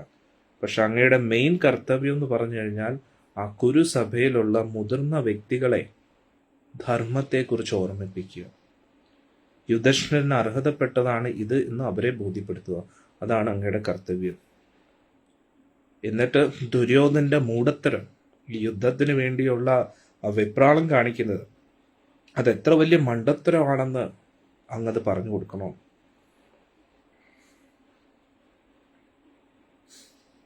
പക്ഷേ ഇതിന് വലിയൊരു തടസ്സമുണ്ട്. കാരണം എന്താ, 13 വർഷമായിട്ട് തുടർച്ചയായിട്ട് അവർ ദുര്യോധൻ പറയുന്നതിനെ കേട്ട് ജീവിക്കുകയാണ്. അതുകൊണ്ട് കുരുസഭയിലുള്ള എല്ലാവർക്കും അതിനപ്പുറത്തായിട്ട് എന്തെങ്കിലും കേൾക്കാൻ ബുദ്ധിമുട്ടായിരിക്കും. ഇത് വളരെ ഇമ്പോർട്ടൻറ്റ് സ്റ്റേറ്റ്മെൻ്റ് ആട്ടോ. തുടർച്ചയായിട്ട് 41 ദിവസം നമ്മൾ എന്തെങ്കിലും ചെയ്തു കഴിഞ്ഞാൽ അത് നമ്മുടെ സ്വഭാവത്തിൽ ഏകദേശം ആകാൻ തുടങ്ങും. പക്ഷെ ഒരു 12 വർഷം തുടർച്ചയായിട്ട് ഒരേ കാര്യമാണ് നമ്മൾ ചെയ്യുന്നതെങ്കിൽ അത് പിന്നെ പോകാൻ വലിയ ബുദ്ധിമുട്ടായിരിക്കും. അതുകൊണ്ടാണ് കറക്റ്റ് 13 വർഷം വനവാസത്തിനായിട്ട് പറഞ്ഞയച്ചത്. കാരണം എന്താ വെച്ചാൽ 12 വർഷം കഴിയുമ്പോൾ ഏകദേശം എല്ലാവരും പാണ്ഡവരെ മറക്കും. പിന്നെ അജ്ഞാതവാസത്തിൽ പിടിക്കപ്പെട്ടെങ്കിൽ വീണ്ടും 12 വർഷം.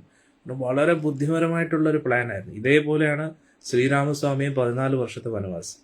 ഒന്ന് ആലോചിച്ചു നോക്കണം. എന്നിട്ട് ഇവിടെ പറയുന്നു, കൂടാതെ പ്രജകളും സഭയിലുള്ള എല്ലാവരും പാണ്ഡവർക്കെതിരെ നടന്ന അനീതി എല്ലാവരും മറന്നു കാണും. സത്യമായിട്ടുള്ള കാര്യമല്ലേ. നമ്മൾ നമ്മുടെ ജീവിതത്തിൽ തന്നെ ഒരു 2-3 വർഷം മുമ്പേ നടന്ന കാര്യങ്ങൾ അങ്ങനെ ആലോചിക്കാറുണ്ടോ? ഒരു 12 വർഷം ഒന്ന് ആലോചിച്ച് നോക്കി. ഇപ്പം 2025 അന്നേരം 2013 നിങ്ങൾ അനുഭവിച്ച സുഖം, ദുഃഖം അതൊക്കെ നിങ്ങൾക്ക് ഓർമ്മ കാണും. എവിടെ നിന്നല്ലേ? അല്ലെങ്കിൽ പിന്നെ നിങ്ങൾ നോട്ട് ചെയ്ത് വെക്കണം. അല്ലെങ്കിൽ അത്രത്തോളം ഡീപ്പായിട്ട് നിങ്ങളുടെ ആ ഉള്ളിലേക്ക് തട്ടിയ ഒരു വിഷമമാണ്. പക്ഷെ അത് നിങ്ങളുടെ ഉള്ളിൽ തട്ടിയ വിഷമാണ്. അത് നിങ്ങൾക്ക് മാത്രമേ ഓർമ്മ കാണൂ. മറ്റൊരാളിനോട് നടന്ന ഒരു അനീതി, അധർമ്മം നിങ്ങൾ ആലോചിച്ചു വയ്ക്കുമെന്ന് തോന്നുന്നുണ്ട്? ഒരിക്കലും ഇല്ല. എന്തിനേറെ പറയുന്നു, നമ്മൾ ന്യൂസിൽ കാണുന്ന ഓരോരോ അനീതി, അധർമ്മം. കുറേ കാലം ഒരു കേസ് എല്ലാവരും പറഞ്ഞുകൊണ്ടിരിക്കും, ന്യൂസിൽ ഇങ്ങനെ പറഞ്ഞുകൊണ്ടിരിക്കും, ഇവരോട് ഇത് വലിയൊരു അധർമ്മമാണ് നടന്നത്, ഈ വലിയ അനീതിയാണ് നടന്നത്, അവർക്ക് ന്യായം കിട്ടണം. ഒരു മാസം പോലും ഒരു ന്യൂസ് അങ്ങനെ തുടർച്ചയായിട്ട് നടക്കാറില്ല, ചർച്ച ചെയ്യാറില്ല. ഒരു മാസമൊക്കെ ഒരുപാട് കൂടുതൽ, എനിക്ക് തോന്നുന്നില്ല. ഒരു 3-4 ദിവസം, 5-6 ദിവസം, അതിൽ കൂടുതലൊന്നും എനിക്ക് തോന്നുന്നില്ല. അതായത് നമുക്ക് ഓർമ്മയുള്ള നമ്മുടെ ദുഃഖമാണെന്ന് മനസ്സിലാക്കുക. മറ്റൊരാളുടെ ദുഃഖം നമ്മൾ ഓർത്തു വയ്ക്കുമോ? ഒരിക്കലും ഓർത്തു വയ്ക്കത്തില്ല. പ്രത്യേകിച്ച് 12 വർഷം. 2013 ന്യൂസിൽ എന്തൊക്കെ 2013 പറഞ്ഞ ജോക്കാണ്. കാരണം കഴിഞ്ഞ വർഷം പോട്ടെ, കഴിഞ്ഞ മാസം ഏറ്റവും എന്തൊക്കെയാണ്, ആരോട് എന്തൊക്കെയാണ് നടന്നത് നമുക്ക് ഓർത്തു വയ്ക്കാൻ സമയമുണ്ടോ? ഇല്ല. ഇവിടെ ഇത്ര പ്രാക്ടിക്കലായിട്ടാണ് ദ്രുപദൻ പറയുന്നത്. നോക്കൂ, ദ്രുപദൻ പറയുക, അതുകൊണ്ട് 12 വർഷമായി, 13 വർഷമായി. ഈ 13 വർഷത്തിന് ശേഷം പാണ്ഡവരോട് നടന്ന അനീതി അധർമ്മമൊന്നും ആരും ഓർത്തു വെക്കണമെന്നില്ല.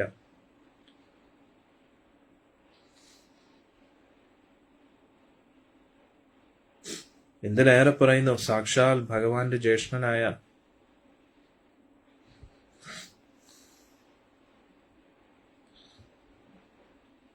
ഇവിടെ പറയുന്നു, ഇത്രയും ശ്രേഷ്ഠനായിട്ടുള്ള ബലരാമസ്വാമി പോലും കൗരവപക്ഷത്തായിട്ടുണ്ടെങ്കിൽ പിന്നെ ബാക്കിയുള്ളവരെ കുറിച്ച് നമ്മൾ പറയേണ്ട ആവശ്യമുണ്ടോ? അതുകൊണ്ട് ധർമ്മത്തെക്കുറിച്ചും സത്യത്തെക്കുറിച്ചും സംസാരിച്ചുകൊണ്ട് ധർമ്മിഷ്ഠരായിട്ടുള്ള വ്യക്തികളുടെ ഹൃദയമെങ്കിലും അങ്ങ് ജയിക്കണം. വിതുരർ എന്തായാലും അങ്ങേ സപ്പോർട്ട് ചെയ്യും, ഭീഷ്മരും ദ്രോണരും കൃപാചാര്യരും. ഇങ്ങനെ പാണ്ഡവരുടെ തമ്മിലുള്ള ഒരു ഐക്യത്തെ അങ്ങ് ഖണ്ഡിക്കാൻ നോക്കുക. അതിലൂടെ മാത്രമേ നമുക്ക് ഒരു യുദ്ധത്തെ ഒഴിവാക്കാൻ പറ്റൂ എന്ന് പറയുകയാണ്. ഇനി അങ്ങനെ ഒരു അവരുടെ ശ്രദ്ധ അകറ്റാനായിട്ട് നമുക്ക് ഒരു കാരണം കിട്ടുകയാണെങ്കിൽ അതിലൂടെ നമുക്ക് യുദ്ധത്തിന് വേണ്ടി തയ്യാറെടുക്കാൻ കൂടുതൽ സമയം കിട്ടും. ദ്രുപദൻ എത്ര ബ്രില്യൻ്റ് ആണെന്ന് നോക്കണേ. അതായത് അവരുടെ ഐക്യത്തെ ഒന്ന് തകർക്കുമ്പോൾ നമുക്കിവിടെ കൂടുതൽ സമയം കിട്ടും. അവർ ഒന്നിച്ച് നിൽക്കുമ്പോൾ അവർ യുദ്ധത്തിന് വേണ്ടി പ്ലാൻ ചെയ്തുകൊണ്ടിരിക്കും.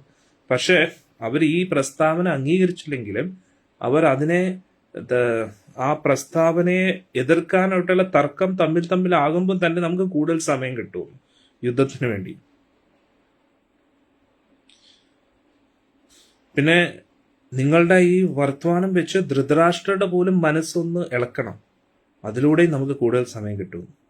ചിലപ്പോൾ ഒരു പക്ഷേ ധൃതരാഷ്ട്രൻ ആ ധർമ്മത്തിലേക്ക് നിന്നാലോ എന്നൊക്കെ പറയുകയാണ്.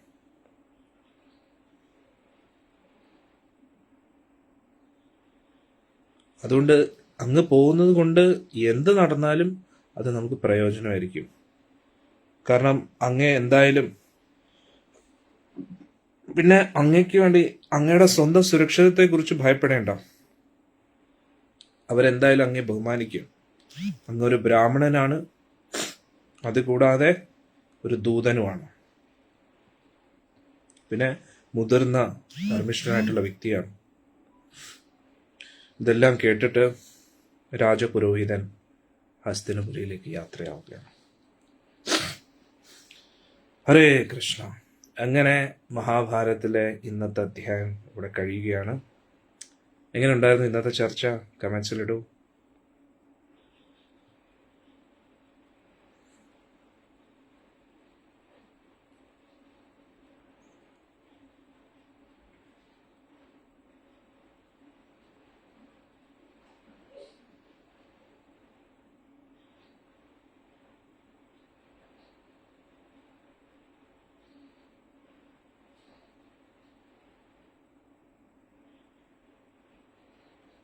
പറയൂ, എങ്ങനെ ഉണ്ടായിരുന്നു ഇന്നത്തെ മഹാഭാരതത്തിൽ നിന്ന്?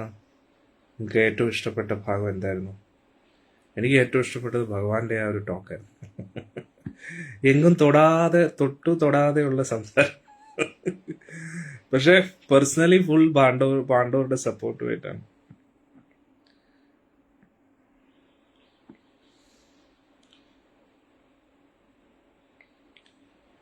ഇനി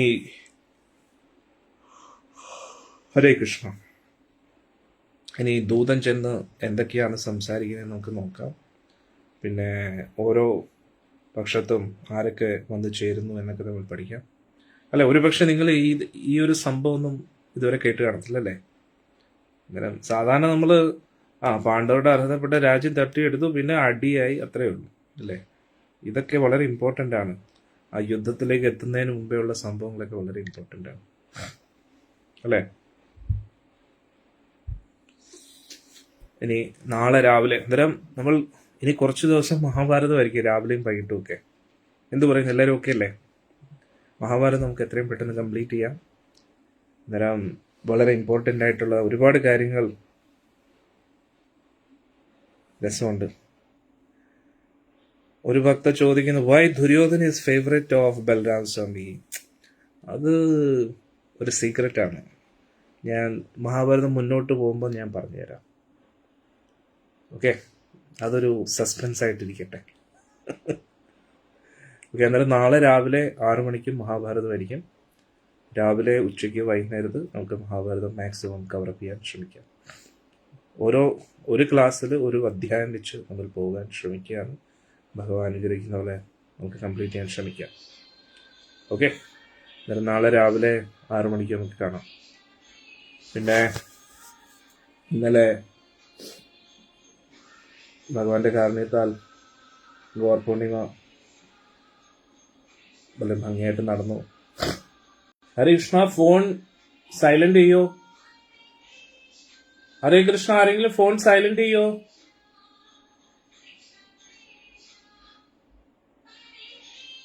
ഹരേ കൃഷ്ണ, ഫോൺ സൈലന്റ്.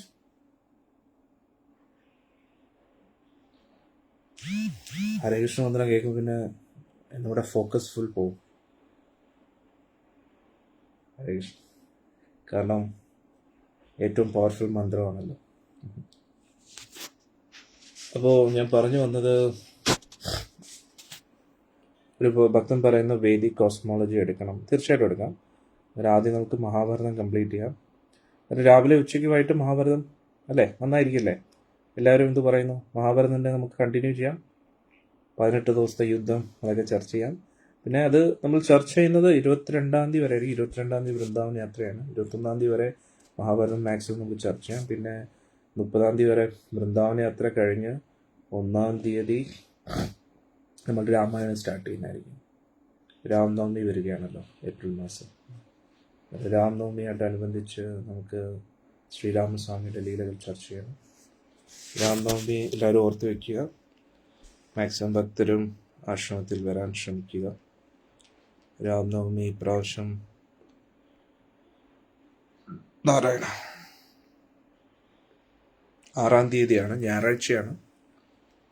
5, 6 എല്ലാവരും ഇവിടെ തന്നെ എത്താൻ ശ്രമിക്കുക കേട്ടോ. ഹരേ കൃഷ്ണ.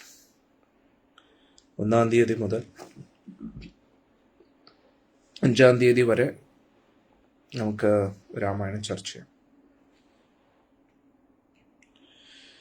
ഓക്കെ, വേറൊന്നും ഇല്ലല്ലോ. അന്നേരം ബാക്കി ഡീറ്റെയിൽസ് എല്ലാം, ഗോർ പൂർണിമ ആഘോഷത്തിൻ്റെ ഡീറ്റെയിൽസ് എല്ലാം നമുക്ക് ഗ്രൂപ്പിൽ വരുന്നുണ്ട്. എല്ലാവർക്കും ഇഷ്ടമായി. ചൈതന്യ മഹാപ്രഭുവിൻ്റെ വലിയൊരു കാരുണ്യമായിരുന്നു ഇപ്രാവശ്യത്തെ ഗോർ പൂർണിമ. എല്ലാവർക്കും ഭഗവാന്റെ അനുഗ്രഹം ലഭിക്കട്ടെ എന്ന് പ്രാർത്ഥിക്കുന്നു.